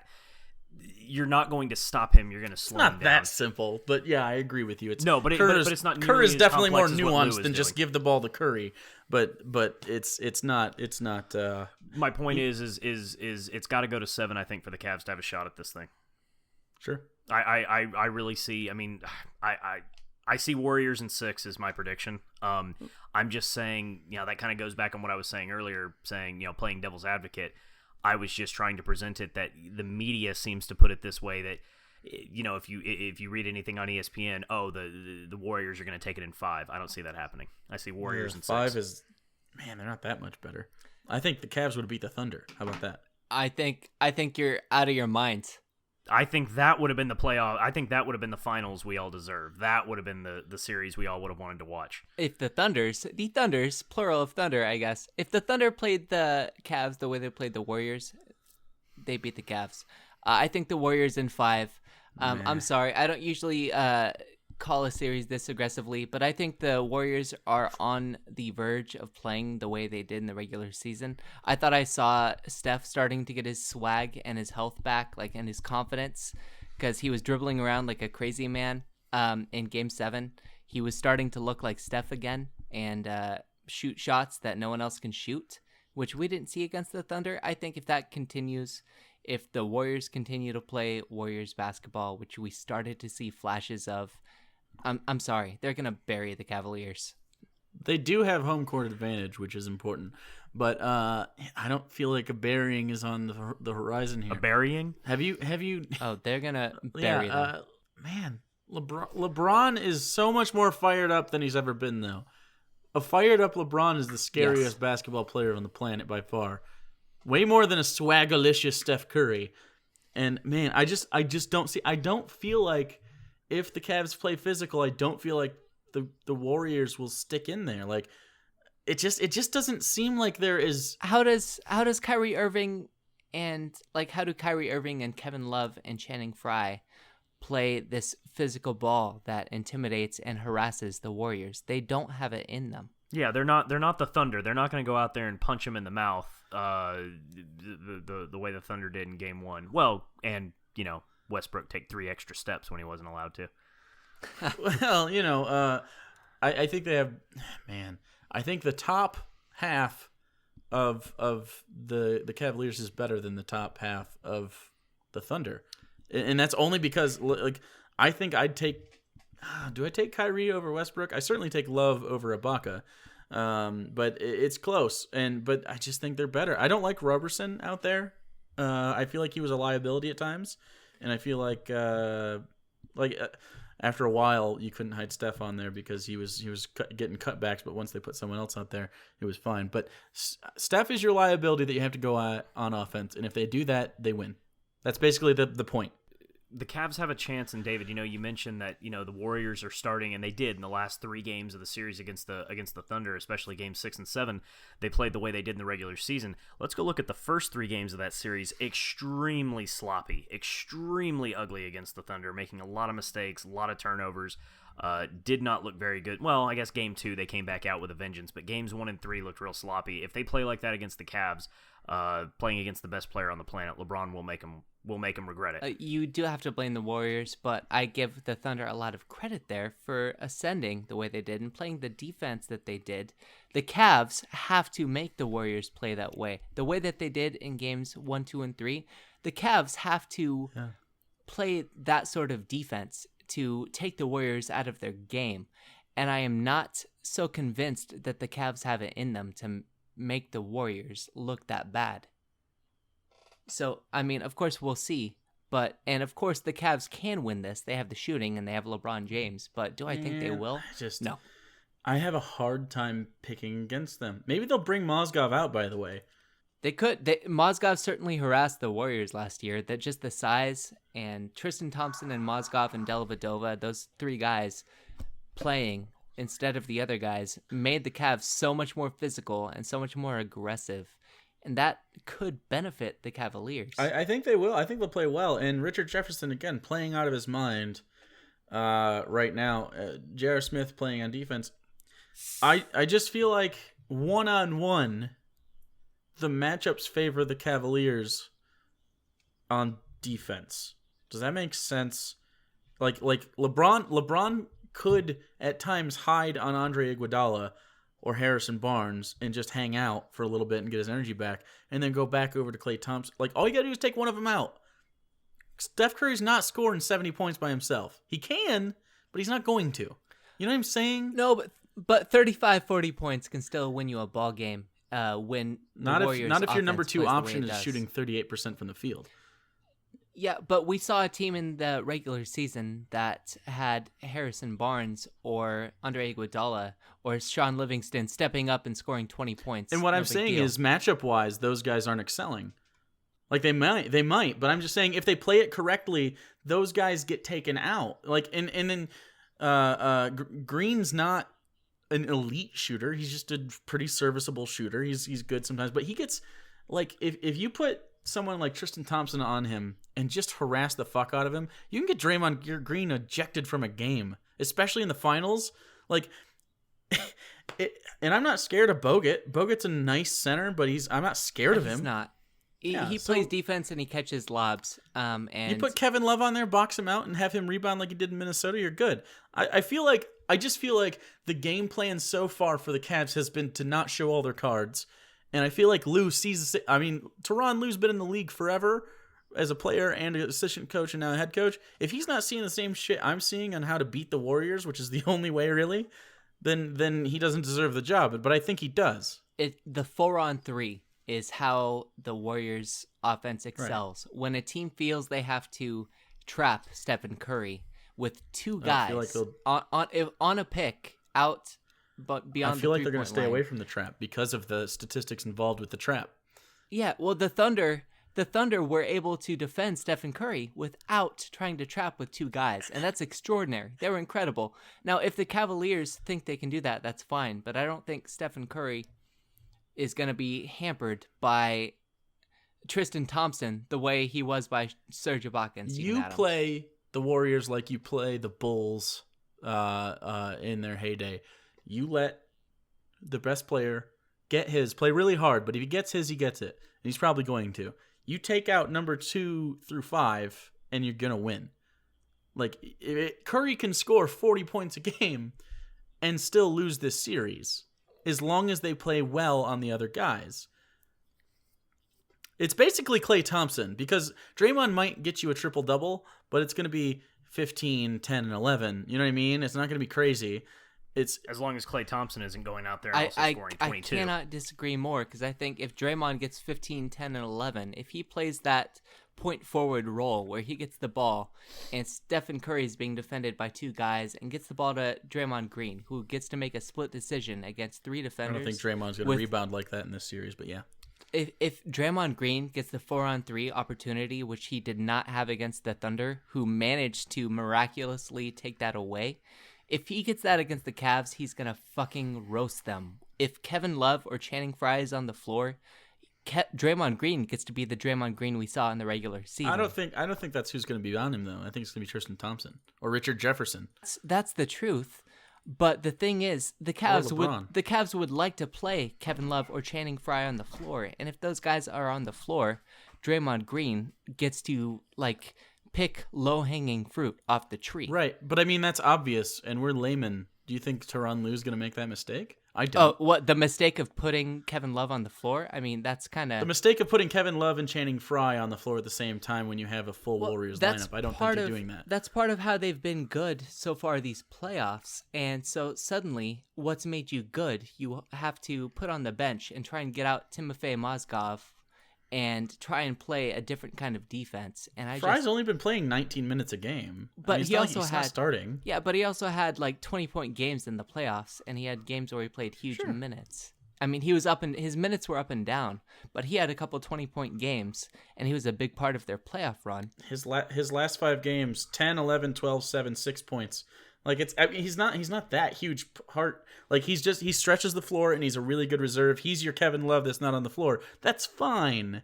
I don't think they're going to run that lineup out very often. They'll run it out against the lineup of death probably, just to keep matchup wise. Because if they're scoring the 3, the Warriors, you got to counter with a 3 because you can't get a 2 because obviously, as Lou so gracefully said, 3 is more than 2. And the Cavs have been playing and shooting better than the Warriors. So I feel like, and there obviously we'll find out. This is a huge debate that we could have for hours and hours and never get back to it. But I feel like the Cavaliers are not that overmatched. And if Golden State, I'm okay with you with your strength in numbers t-shirt you're doing. I swear to God, if I see a 3 is bigger than 2 shirt on you during Game 1 on any of the Warriors fans, royalties all day. 3 is bigger. Hashtag 3 is better than 2 trademark right here. Just trademarked that shit. That's how it works. I said it on the internet. It happens. That's how it goes. The Cavaliers in the first 2 rounds of the playoffs just fucking bombed away from 3.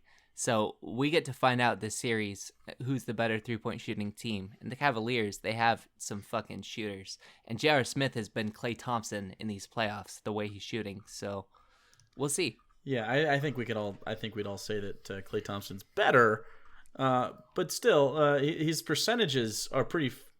For J.R. Smith, he shot 60, 40, 27. 33 and 62% from 3 in the last 5 games. Wait, hold on. I'm sorry, Jay. Could you say those again? Because that didn't sound real.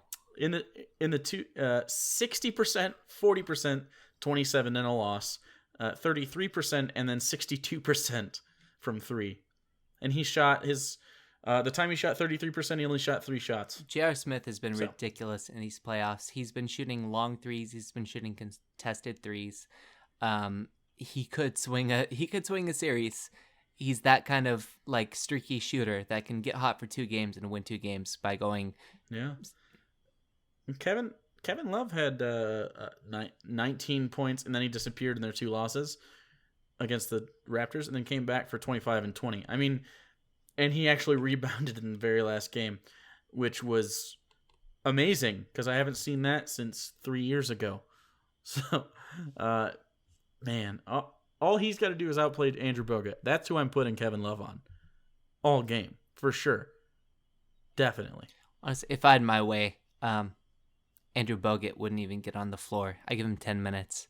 And I try and I tell the Warriors, like, play small, play some Festus Ezeli if you have to. Andrew Bogut's a dinosaur. You let him be in there for a little while to help the team play smart, but he's going to look slow against the Cavaliers. So you run lineup of death all the time? Dude, they ain't letting Bogut go. Festus Ezeli and Maurice Spates get some time. But I would try and run the Cavaliers out of the building. Give Andre Iguodala gets more playing time than usual. I think that we saw that in the last finals, and we saw a little bit of that in games 6 and 7 against the Thunder. But sure. I really think we're gonna see. I mean, I'd be really surprised if we saw a lot of Bogut because he is overmatched against. Like, God bless him, he's still a really smart player. Pretty much everybody, but he's kind of creaky these days. He creaks. He creaks and he groans and You're so kind. He looks. It's a strain for him being out there, and he's really smart and he's really tall and he's really big. But it hurts. Wow, Kyrie That's is the incredible. youngest player on that That's incredible. team. Like his whole career's ahead of him. He's 24. Yeah. Wow, that's nuts. 24 years old. The Cavs Crazy. can win this series, but I'm still picking the Warriors in 5. 5. That's impressive. I'm trying to talk you out of the 5, basically. That's I don't that's think they're gonna domination. dominate nearly that. I think it'll be 2-2 by the time we get to Game 5. I know you're agreeing with me because you're not ridiculous.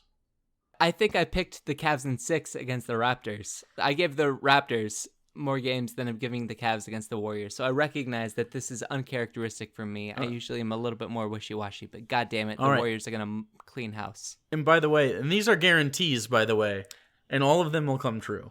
I guarantee it will go to 7 and a Cavs win. All 3 of them. Lou guarantees a game 6 with a Warriors win.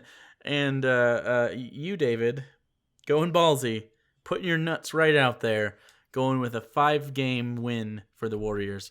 That's pretty intense. And I just get a collective shrug. I believe in this Warriors team. We haven't seen the best of them.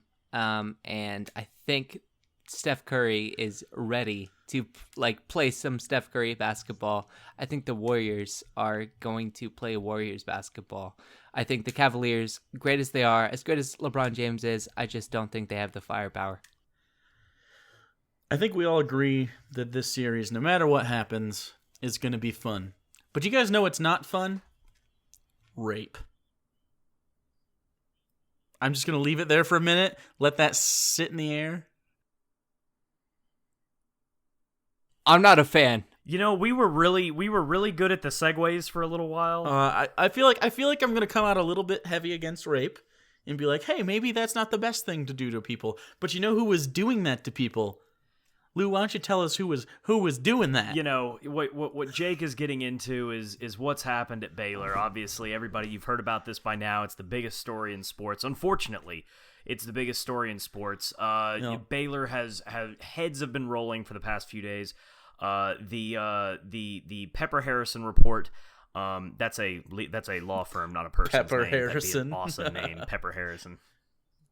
The Pepper Harrison independent report that the Baylor Board of Regents ordered on the gross mishandling of several rape allegations, sexual assault allegations by female students at Baylor came out, and there were a lot of implications, a lot of things that had gone wrong.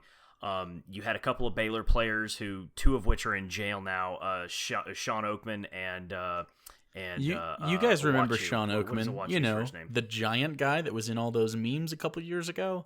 Yeah, he's no longer on the team. Oops. Yeah, he's no longer on the team. He might be playing for he's in a. He's going to be in that one movie with Nelly and Adam Sandler. That's the one. The Longest Yard. That's right. Owachu and he's gonna be the guy that got the McDonald's, right? Owachu and Oakman are going to be in that. That cross-eyed. He's going to be the guy who did what? That wanted McDonald's really bad. Oh yeah. That's who he's going to play. But you know you've got this report that comes out and basically it was an extremely damning report. There were a lot of things that Baylor had done wrong, and including some criminal things that they had done wrong, including Baylor was 3 years behind having a Title IX coordinator, having a full-time Title IX coordinator. And for those of you who, obviously Title IX is a controversial subject, whether or not it overreaches its boundaries or not. But whether you agree with Title IX or not, it's something you have to do. Title IX is essentially a federal mandate that says that if there are any complaints by a student that says that they have been sexually harassed, sexually abused, raped, whatever, anything in that category, the school has to investigate it. Where it becomes a little controversial is if things happen off campus. Then people say, hey, this isn't the school's responsibility. If, for example, a female student is on a away football trip and she's sexually harassed or sexually assaulted by somebody, if she reports it to the school is required to investigate it. That kind of becomes controversial. That's why a lot of people aren't a big fan of it. Is that a jurisdiction thing? Nah, that's the thing. It becomes a jurisdiction thing. Should it really be up to them? Should it be up to the local police? Are they going to interfere with the local police? Is there the possibility for conflict of interest? Well, I feel like maybe adding one sort of note to it, be like, okay, if not on campus, the school initiates the investigation and gives it to the nearest jurisdictional body, which would be correct. But the school has to investigate. But regardless, that's not what this is about. The point is, whether you agree with Title IX or not, they didn't have a full-time Title IX coordinator for almost 3 years after they were required to in April 2011. They didn't hire one until 2014. But regardless, the report comes out, and the most damning things that we found in the report were several instances of female students being sexually assaulted or even raped by Baylor football players, going to people in the athletics department to let them know about it, and essentially being told, hey, you really don't want to take this any further. This could be very bad for you. This could be very bad for your family. Don't take this any further. And you had coaches and members of the athletic department actively discouraging, or in some cases, and of course the entire report hasn't come out yet, it's still Baylor's property, not everything has come out, but in some cases threatening, veiled threats to female students, saying you don't want to take this any further. Absolutely criminal, scum of the earth kinds of things. The first big name that comes out, and I was completely wrong actually, and I had made the prediction when the report came out. I said, well, Starr is going to be in trouble. Their president and chancellor, he's going to be in trouble, but Art Briles, he's going to be just fine. And I was wrong. Yeah, and it is important to know that Art Briles at Baylor, basically royalty. Well, here's the thing. I got a lot of respect for Baylor for getting rid of Art Briles and getting rid of him so quickly. Art Briles has brought more money to Baylor than anyone else, than every other person in Baylor history combined. He has brought in more money for what he has done for the football program in the last 8 years. He is the biggest moneymaker for that school in history, and they had the balls to let him go. Big ups. I got a lot of respect for you, Baylor. To be fair, that was via RG3. Well, but he's continued to keep that going after RG3 has been gone. In college football, the coach matters more than the players do, because the coach is going to be there for years to come. The players are not. And I don't think Robert Griffin has been implemented. I don't think Robert Griffin has been involved in any of this. At least nothing's come out about it. But that would be huge news. And as if this thing could get any bigger, it would be it'd be deflate. I don't see why he wouldn't have been. I can't think of any reason. He must have been, right? Can we speculate? He would have been at the school and maybe known about some of this stuff, but it doesn't mean he's not a responsible party in that. As long as he didn't take part in any illegal activities, including rape or sexual assault, then...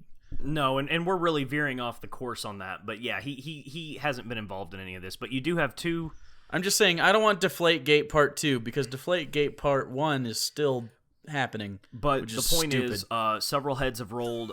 Ian, their athletic director, Ian, is it Ian Kramer? Who knows? Is now gone. Sure.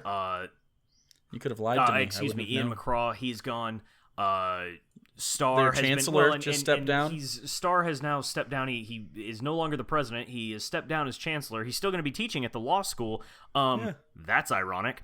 But yeah, I was gonna say he's. By the way, he's the biggest. He sounds like the biggest douchebag in the whole world. He really sounded like he skirted a lot of responsibility. If you read, he says, "Oh, I just wish I would have known this was going on when he was told about it." Shut up. Nice. Douchebag. I wish I would have known.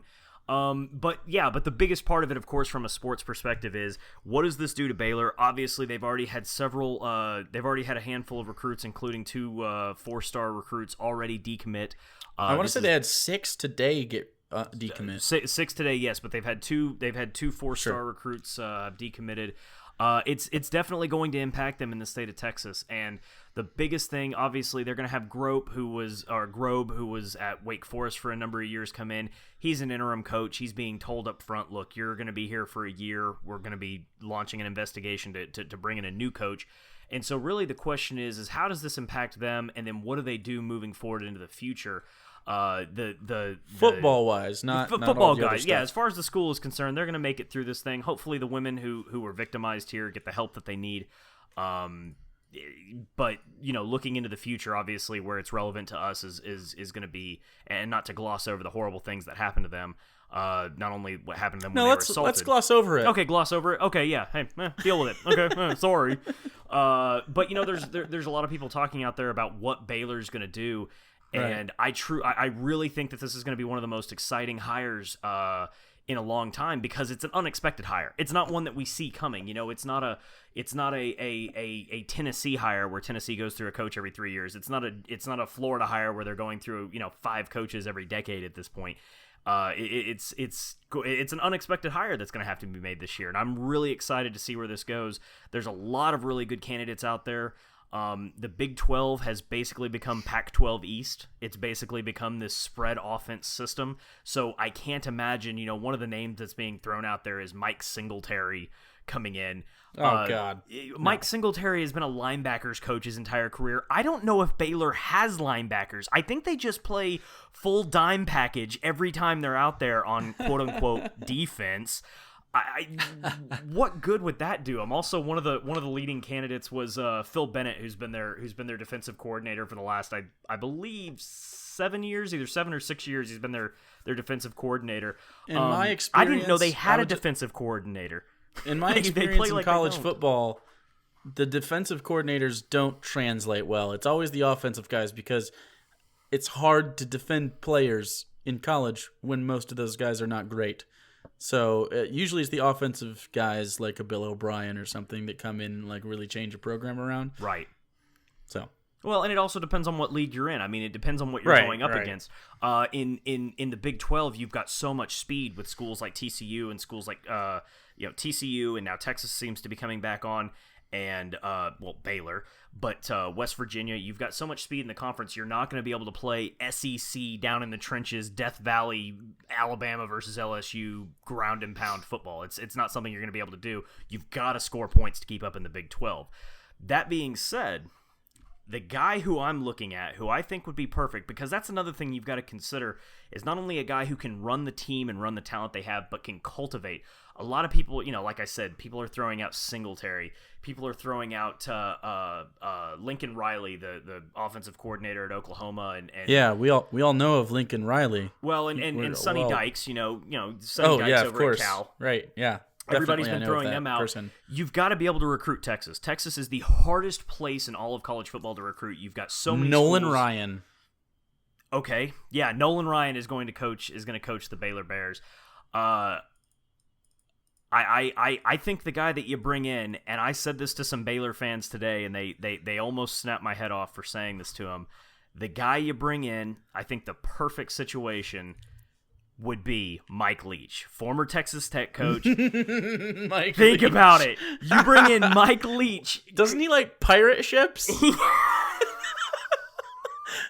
I'm glad you named a guy I know stuff about because, wow, Mike Leach. Is he a coach right now? Yeah. Well, he's been at Washington State since. That's right. Yeah, 2011 State. or 2012. Obviously lost his job. He lost his job with what went down with. What was that doofus's name? Whose kid he basically. Who knows? Who cares? He locked him in the closet. Yeah, yeah. He basically want Guantanamo Bay light on this kid, and locked him in that's his without shed. tomatoes, by the way. But he went Guantanamo on this kid. But no, I mean, Mike Leach has been struggling in the Pac-12. You're at Washington State. You're having to compete with Cal. You're having to compete with Stanford, and you're having to compete with Oregon for the best talent there in the Pacific West Coast. You're not going to be able to get anybody. He knows how to recruit Texas. He can come back. He can play with those Texas players. I think Mike Leach is the answer for Baylor. Okay, here's the thing. Football-wise, there's no reason not to. It makes sense. Like you said, Texas guy. He's a known commodity in Texas. He could recruit the fuck out of Texas. He did for a while. Also, he has an affinity for pirate ships, and like that's easily in the plus column. However, PR-wise, hey guys, I know we raped some ladies, but let's go with this guy who locked a human person, in a closet. I mean, he peed on the carpet. That's what you do to your dog when the dog pees on the carpet. You put it in its cage, right? Did the guy pee on the carpet? Well, I mean, the grass, but I mean, close enough. Okay, well, yeah. No, you're right. From a PR standpoint, it's not much better, but you know what? Maybe after a year, when shit blows over, maybe. I guarantee you that Baylor people would love to be talking about, hey, our coach locked a kid in a closet versus, hey, our coaches hid rape from the police. I think they'd rather take the kid getting locked in the closet for an hour, wouldn't they? We don't know what happened in that closet. Nothing interesting. It's Baylor. They're boring as can be. Nothing interesting happened in that closet. But I've got another dark horse candidate. And all right, let's hear it. I've got another dark horse candidate for this one, and this one a lot of people Bill think Cowher, is John Gruden. Super. Ugh, I'm done. I quit. Granted, the guy has had 1 year as a head coach. Oh, I won't know this person then. Tom Herman, head coach of University of Houston, takes U of H from a 5-7 team to a Houston's been playing 13-1 the fuck team out of football, and beats Florida State. Yeah. Beats Florida State in the Peach Bowl. Tom Herman's also squeaky clean, as good old Christian boy as they come. He'd not only be a great guy and a great addition for the team, he'd bring you that PR move that you're talking about there. I think Tom Herman's the guy that you bring in to coach that team. That makes more sense. That makes more sense. I think Mike Leach would be fun for us, but I think this Herman dude, because I know about the Houston football program, I didn't know his name. They can ball, man. Like Houston wasn't even a thing. But to be fair, he could be the Art Briles of Houston if he stays another couple of years. You know what I'm saying? Well, and that's the thing. But I mean, if Baylor's going to be able to pay, if Houston's going to be able to pay you $2.5 million, and Baylor's going to be able to come along and pay you $4 million, you take that. You take that. That's easily like turning down a hand job in order to get a blow job. So yeah, I understand. That's easy. That's an easy decision. But I think the guy who they're going to go with, and this is also an unpopular take, I think they're going to go with Lane Kiffin. I think Lane Kiffin, for all the good that he's done... Wait, no, he's an alcoholic. He's an alcoholic, and he sleeps with donors' wives. So, there's that At least it's consensually. It is consensually. But no, Lane Kiffin has done wonders for Alabama. He went in there and made their offense look just absolutely prolific over the last 2.5 years. You don't get I Lane think Kiffin he's the guy. if you're Baylor.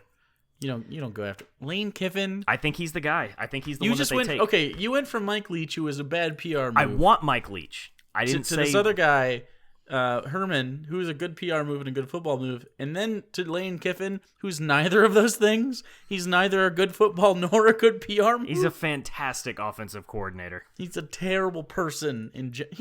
How do you take USC and go, meh, it's just gonna suck now? Thanks, Lane. So I'd like to as an outsider, I'd like to give my 2 cents. Being a 49ers fan, I loved seeing the Raiders suffer under Lane Kiffin. Oh. So I would love to, I guess that was so much fun for me. I'd love to inflict that suffering on any other team. I'd enjoy it. Well, also as a 49ers fan, and now Lou, you kept on mentioning Mike Singletary. Mike Singletary? Singletary. Well, he filling in at head coach, he pulled his pants down at halftime once to make a point. Of his first game. As his first game as head coach, he pulled down his pants. Why did he pull down his pants? What point does that make? He pulled down his pants to show to show them how embarrassed he was of them. He pulled down his pants Lou, that's called leadership. And that's what Baylor needs. That's right literally now. what Barack Obama does before every State of the Union. If you didn't know, before the cameras come on, he pulls his pants down, and everybody just Mike right. Singletary is the sort of strong voice that Baylor needs right now, and I cannot wait. How do you think they stopped the shutdown last year? How him and Paul Ryan were able to come to an agreement? He pulled it down. He pulled his pants down in front of Paul Ryan, and Paul Ryan was like, "Okay, well, yeah, I guess we were able to come to a compromise. I got to see his dick." That's an excellent Paul Ryan. No, that's exactly what he sounds like. That's how perfect. he talks. Like a bobblehead that came alive for just until midnight. Paul Ryan looks like a bobblehead that got granted sentience until midnight. Yeah. This one's gone off the rails. This one was just going to be a quick one. I just think, I mean, what do you guys think about Art Briles? I mean, we all agree Art Briles had to go, right? I mean, you couldn't, despite whether he was completely culpable or whether he wasn't involved at all, he had to be gone from the program, correct? It's not a question. I agree. Right, obviously, unless you would, instead of getting rid of Art Briles, you just triple and quadruple down and just like promote the rapists. Like make them all captains or something. Like you got to go one way or the other, and the obvious choice is firing and getting rid of these people. But if you're not going firing Art Briles, you might as well keep the people that did the crimes too, because there's that's just ridiculous. But yeah, I think maybe we can switch gears a little bit. We've talked about Baylor. Anyone who listens to sports radio has heard about Baylor a ton. But a little bit of NFL news to kind of switch gears. They're changing the Pro Bowl again, and back to how it was. But it's going to be in Orlando instead of Hawaii, so that's good for all the. What a twist! Wow, we went from Hawaii to Florida. Yeah, and then they're going to make the AFC play the NFC. It's going to be crazy. You're shitting me. They're going to have 44 players. I don't know if you've seen the commercial for it, but it's essentially a guy sitting there saying, hey, remember the Pro Bowl? That shit you never watched, and then we changed it, and you still didn't fucking watch? Guess what? We've gone back to the thing that it was before you didn't fucking watch. Again. So, yeah, good for you, NFL. Yeah. I mean, nobody gives a shit. It's the Pro Bowl. Yeah, no one really gives a In its shit current about the state, Pro Bowl nobody because of the cares. way it is. Right, because it's just a game leisurely played. Played is a hard word to use. It's a strong word, but I'm going to use it anyway. And they just sort of gently list around the field and toss a ball and giggle with one another. And I'm surprised they even wear pads because it's so They played with garbage. the beach ball last season, didn't they? That's what I seem to remember. That was just during the third quarter. That was during the third quarter lightning round. Actually, what I'd like to see... I'm sorry. Was that real? Because I, of course, did not watch it. You know what I think would be. You know what I think would be a fun twist for the Pro Bowl would be if you remember Death match. Something that always happens during the World Cup is they have animals that try and predict. They'll put like two things like here's a German flag and here's an Argentinian flag, and like remember that octopus that was predicting World Cup victories. I want the octopus that predicted World Cup victories and the cow that predicted World Cup victories to have a team. I want Team Octopus and Team Cow to pick players, and that's what they'll do. They'll line up all, eligible 153 players and let them pick. Can we add Punxsutawney Phil, the groundhog? That would From be the coin Groundhog's flip. Day fame? If he sees his shadow, the octopus team wins. If he doesn't, the cow team wins. It's the coin right flip. time of year, Jake. You're right on. Good point. Right. So actually, to get away from the obvious bullshit that Lou just slung at us, I think, and here's the best way to do a Pro Bowl. You don't play a game. You could play like a flag football 7-on-7 fun thing, but players don't want to do that right before the Super Bowl. You're not going to get anyone from the Super Bowl. Actually, team. First of all, you is it move before the Super Bowl again, or is it after still? It's before the Super Bowl again. It's January 9th or something.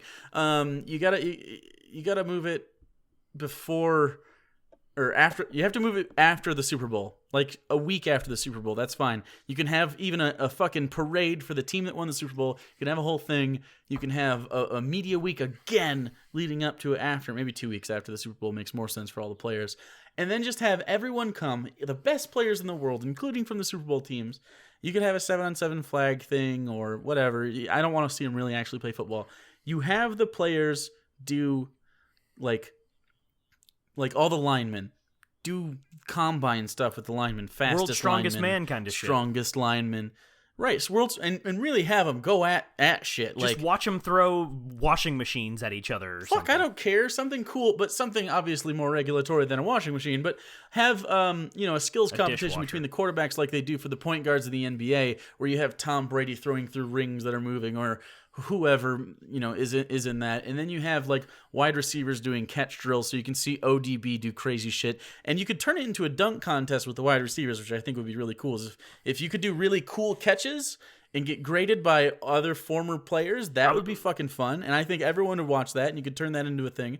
The 3-point competition could be turned into like a kicking competition, say longest kicks, and you could play like an elimination type deal with kickers, which would actually make kickers exciting to watch. You could also punt, do a coffin corner thing, and have maybe they drop it into an area that's like painted like a big bullseye or something, and wherever it hits they get points, and that'd be fun to watch. Stuff like that, man. Make it a competition between the two sides in the skills competitions, kind of like Olympics. Like we all cheer for Team USA, and then there's the Russian side. We don't want them to win. Have it NFC, AFC with different. I mean, you can do all sorts of crazy shit. I'll tell you who would really hate that. The kids who participate in punt, pass, and kick at halftime during games would really hate that idea, because then the thunder is taken away from them and it is now put on these professional athletes that get paid to actually play the game. We don't invite the kids anymore. But that being said, basically it sounds to me like your suggestion is I want less all-star game and I want more home run derby / dunk contest. Jake, I think Yes. what you're proposing is fantastic, because I like these things that the NBA has to supplement the All-Star Right. game. It's very interesting. I want to see this sort of competition. I want to see who can throw the ball the farthest. I want to see who can throw the ball through moving like rings. I want to see Aaron Rodgers versus Russell Wilson versus Tom Brady, etc., etc. But I think that should supplement an All-Star game, not replace Man, it. but the thing is, it's hard to get players to play such a physical game at any sort of. Exactly, Jake. That's the problem. Why do football players play hard? What makes football interesting? There are things at stake. There are rewards, and if you don't play hard, there is a cost. You might lose millions of dollars if you just don't give a shit. Now, in the Pro Bowl, there's no reason to give a shit. There's no punishment for losing like there might be in a regular football game.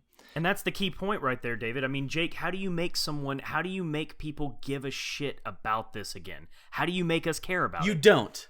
The answer is you don't make it worth anything. Because it doesn't have to be worth anything. It's entertainment.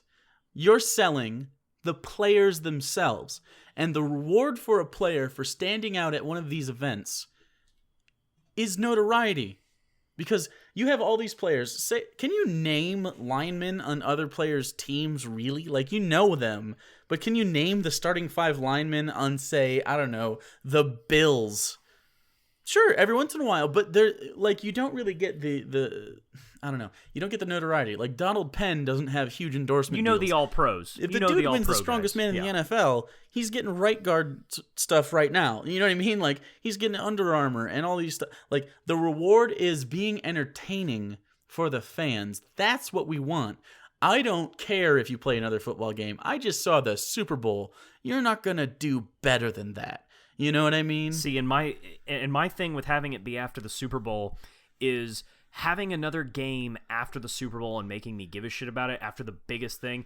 That's like, hey, I just had a gangbang with 6 chicks. Now I'm gonna make out with one. Like, no, I mean, you've hit the pinnacle. You've hit the zenith. I can't really get going again for an exhibition game. It's not right. gonna work. So that's why instead of having a gangbang like the Super Bowl is, maybe you just have really good sex with one person. That'll be the Super Bowl. Because most often they're not amazing games. We've had some really, really good ones, but sometimes, like last year, it wasn't amazing. It was just a good game for like 3 quarters, and then you're like, ugh, I don't know.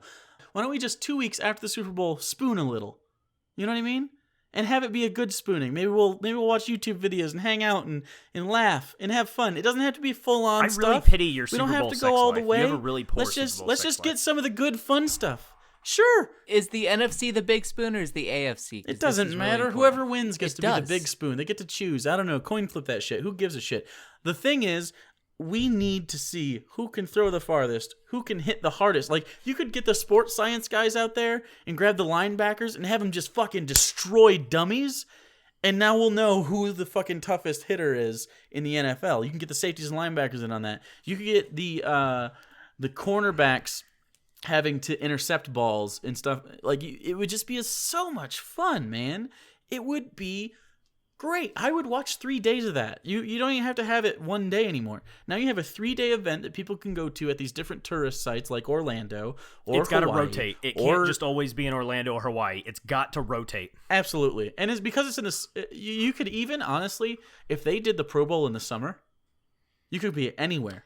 And you'd get it before OTAs and before the draft. I don't know You know if the what I'm Players saying? Union would want to go for that, honestly. They probably They wouldn't, but but it's just a skills competition where you can hang out and get exposure for your brand. Like, can you honestly tell me that a player that just made his first Pro Bowl, like say Carr goes to the Pro Bowl again because he was a backup for Eli. Say he goes, his brand is helped so much if he wins that skills competition. He's not the best quarterback in the league. He's not winning all these games. Right, but he might appear in a commercial or 2 extra because of it. Or get an endorsement Right. deal. Like, it's just these things for the players. Like, that's your incentive now. Your incentive is be entertaining, and we will give you money for no reason, just because we love football that much. David, how do you think we give a shit about the Pro Bowl again? Well, severe punishments for the losers and cash prizes for the winners. Okay. Like what? Losing players get face tattoos. Oh my goodness. Yeah. Do the winning players get to give the tattoos or at least choose the tattoos? Like, do you get tattooed by the other team? Oh, definitely. That has to happen. I want to see, I don't know, I want to see Cam Newton With a dick tattoo on his face. Well, I was because gonna that's say, all give, you're going to give get. Tom Brady a dick tattoo on his face, but Yes. Well, and that's a point that I'm going to get into if you guys will let me if you guys will hear this out for a minute. And that's one thing that would never ever happen. Okay? Now, Please. Hear me out on this, and Sure. this isn't just another one of Lou's wacky and crazy ideas. Blah, blah, blah, blah, blah. It's not. I'm completely serious with this. sounds like a wacky and crazy idea. It's not. Hear me out.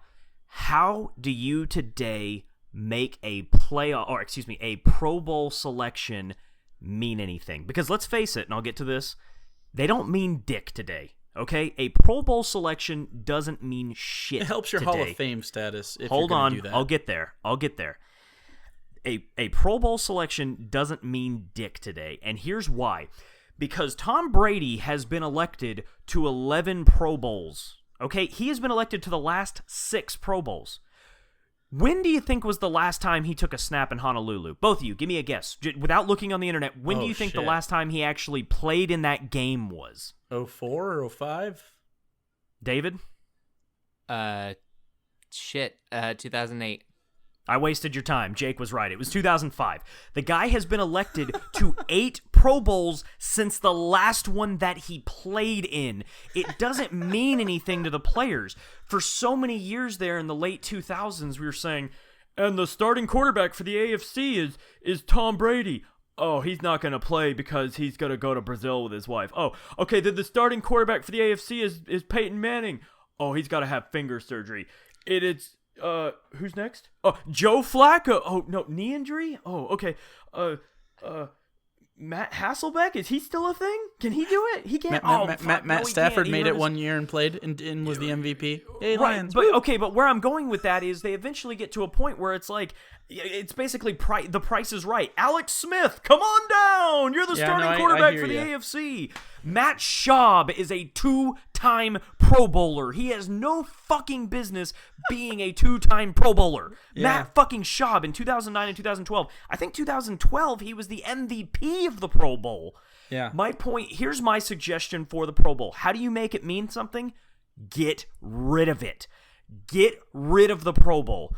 Have the Pro Bowl selection be the equivalent of the NBA All-Team, the All-NBA team. Sure. Have it be the equivalent of an All-American. Have it be an accolade.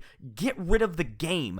That way we don't have people like Phillip Rivers being named to 9 Pro Bowls because Tom Brady and Peyton Manning didn't want to fucking show up. I'm down with that, but I still want the skills competition. That's how you have to make it mean something. No, you can have the skills competition. That's fine, but at the skills competition, you can bring in people from all over because you have people in the dunk contest who didn't necessarily make the All-Star team. I don't want Zach Levine-esque players in the quarterback skills competition. I'm sorry. Well, guess what? Tom Brady is not going to take time out of his valuable life to go and throw a ball through a tire. He's not going to do it. Hold on. He's got very supple muscles due to his diet, so maybe he'll make time this year because he's loosey-goosey and maybe he wants to keep his arm going. But the thing is, I think you got to draw a line. Like Chase Daniel is not allowed.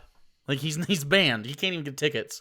Like he's people like that are gone. Dan Like he Orlovsky, tried to sneak in dressed as Matt Stafford's little brother or something. Geno Smith, you're not allowed to take part in the skills competition. Like maybe have the all NFL teams. You can call it Pro Bowl if you want. I would just say all pro teams. Here's our. I'm sorry, the NFL has that. Well, right, they have the All-Pro team. So what you would do is you would have Pro Bowl, and the All-Pro is still the number one. It's like the equivalent of the All-NBA, first team is what the All-Pros are, and then you have a second tier for the Pro Bowlers. That's fine. You've got to get rid of the game. People don't give a shit. People do not care. Yeah, it doesn't game matter itself. Anymore. I don't want to see ever again. I really thought I was going to get a lot of pushback from you guys. I thought y'all were going to think this was one of Lou's wacky, crazy ideas to get rid of the Pro Bowl. No, I don't want it. It's awful. It's a terrible product. There's no reason to have it. Before the Super Bowl makes zero fucking sense. Because again, you're not usually 3 or 4 or 5 of the best players in the NFL are on the 2 happen Super to be Bowl on the teams. Super Bowl teams. They're on the Weird. field on Super Sunday. Now, here's where I will take it a little conspiracy theory. Let me put on my tinfoil hat. Here's one other thing that I hate about the Pro Bowl. We all know the Pro Bowl, it's a softer, weaker game. They're not playing as hard as they can. The NFL is fighting a major, and there's a lot of rules that come into it. Like, what is it? You can't hit a running back in the backfield, and you can't sack a quarterback during it or something like that. If you touch the quarterback, he's considered sacked. It's basically two-hand touch for the quarterbacks. Whatever the goofy rules are for the Pro Bowl. Here's my fear. The NFL goes through another series of lawsuits. They're paying out $10 billion or something crazy for a bunch of guys who can't fucking tie their shoes anymore in their late 30s because they got hit in the head so much. And the NFL enacts Pro Bowl rules all year long, and we start to see the Pro Bowl quality product happen in the NFL. That's my big conspiracy theory, wacky fear. No, well, that won't happen because we won't buy it. You will, but we will buy it. The pussification of the game has already started. We'll watch NCAA instead. It'll trickle down to the NCAA. That's the thing, Jake. Everything in sports, especially in football, it starts at the top in the NFL, and then it trickles its way into college and then high school. It'll happen. I'm saying if that were to happen, if there were any major rule changes, usually it trickles start up. in the NFL. I agree, Lou. Usually, it's already the creep is already happening. I think the NFL starts to die and might be unrecognizable or gone by the time we're 70 years old. It's just evaporates into nothing. And obviously, MMA is at an all-time high. Obviously, we're speaking. But we're already seeing it. The steps are already being taken. Right, and obviously, I was talking that, like I by said, at the Roger beginning, Goodell. I gave you the tinfoil hat disclaimer at the beginning.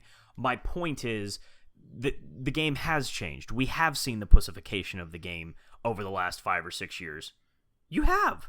I think we could talk about that another time, because that's a much longer conversation. That's a bigger and conversation. not even on topic whatsoever. And we don't have a lot of time left because the end of the world is coming, based on what has happened in Sugar Land, That would have been Texas. a good segue, had I said it.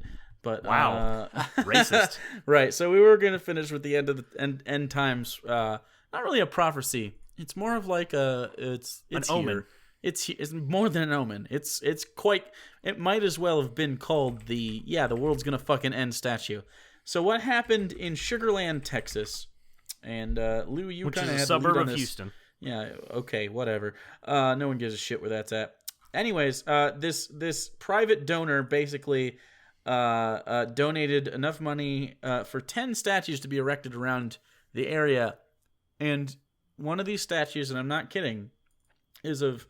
Are they bronze? I don't know. They're and statues. it's right outside you know of City Hall too. You know what statues look like? It's two women, probably in their early 20s, not particularly good looking for statues, and they're standing next to each other, smiling because they're best friends.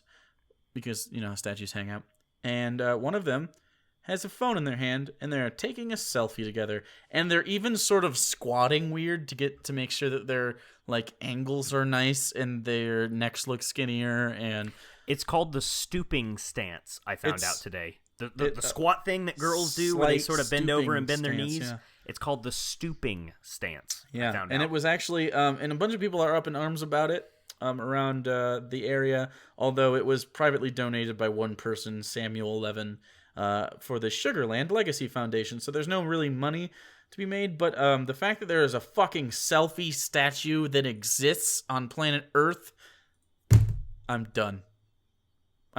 Like, there's no point for any of this to exist. Look at that. I mean, even like one of them's wearing a scarf, and they're clearly not in attire that makes me believe that it's cold outside. No one owns scarves in Sugar Land, Texas. We don't own them. We don't have them. I'm sorry. I cannot abide this talk any longer. Now, I don't think you guys understand the point of art. Have you ever That's not art. Have you ever seen Picasso's Guernica? It is... I would rather look at that garbage than this garbage. Hold on. If you guys think that... I assume you guys have a problem with selfie taking being the subject of this sculpture. Well, Picasso had a problem with the bombing of Spain by Germany and Italy. Sure. So he painted something about it. Yeah, and it's not like it's okay. Yeah, but I don't you know even what? I don't even like it, if I'm honest. I don't really care for that. I think it portrays what's going on. It emblemizes the times. No, but David, that's the whole point, though, is what Picasso did. Picasso captured other people's suffering. He captured what was actually happening in the world. This is a monument. And titties. And titties. Really squared, rectangular, weird ones. This is a to borrow a phrase from Sargon of Akkad.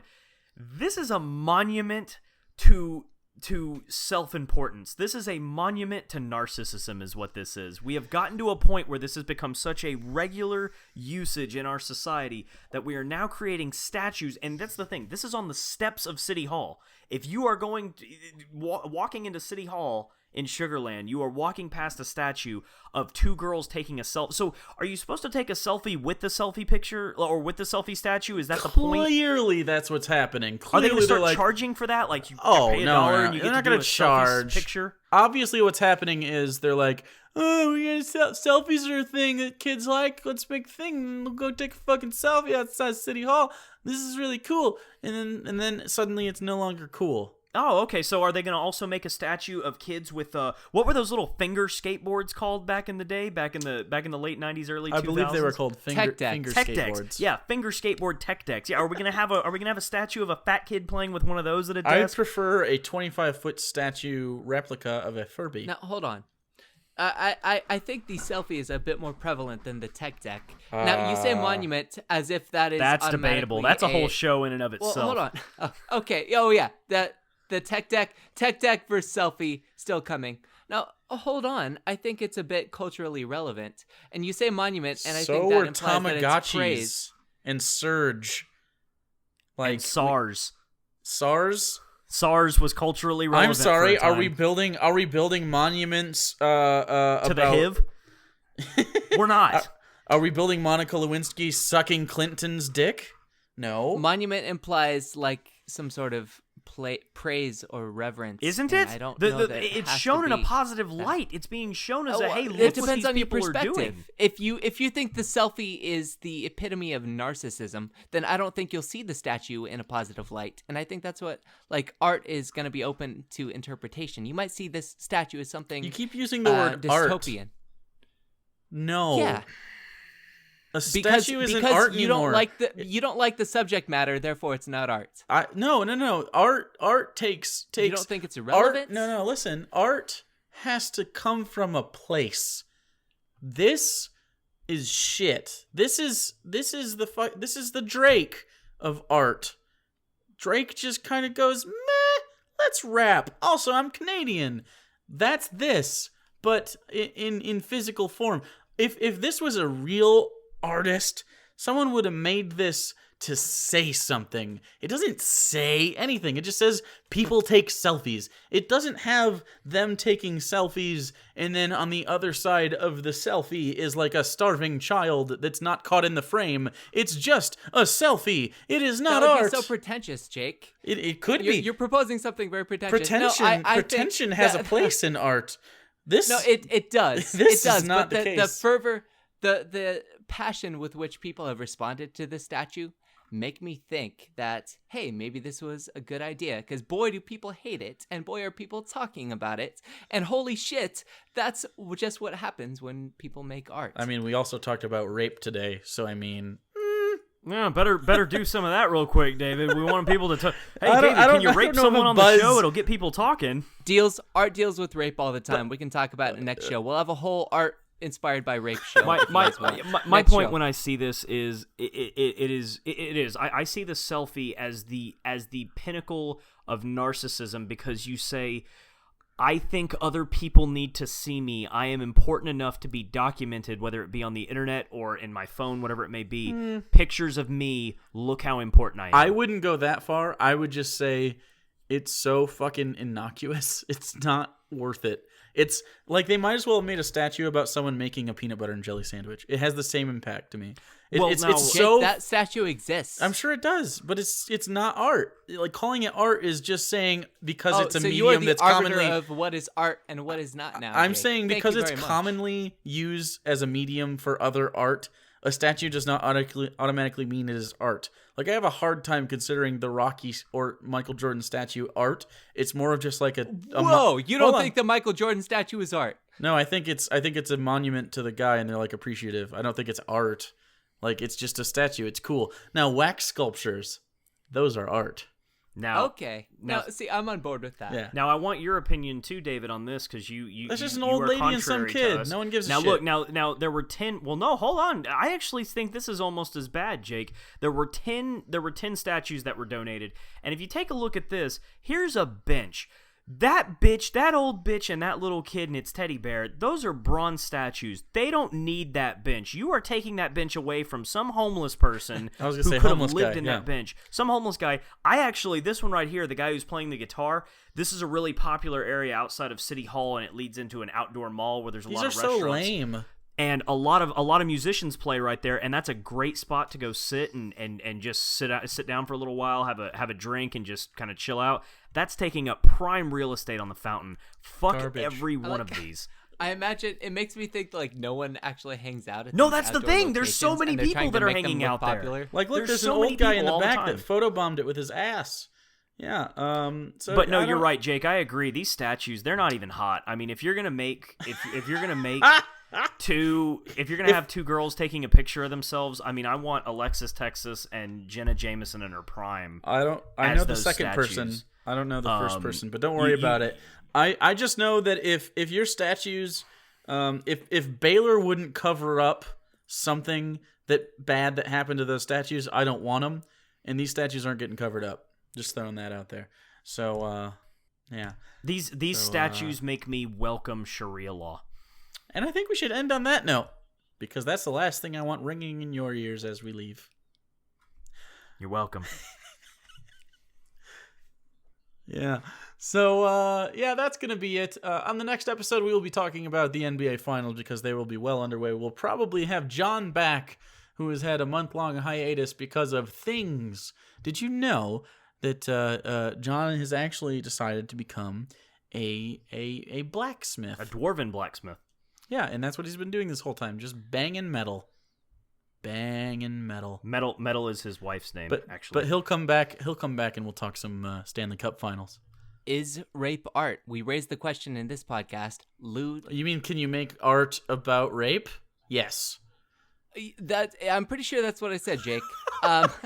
They will decide next podcast. And also, don't put tomatoes on burritos. It has been said. Or black beans. Black beans. You gotta go pinto, right? Refried.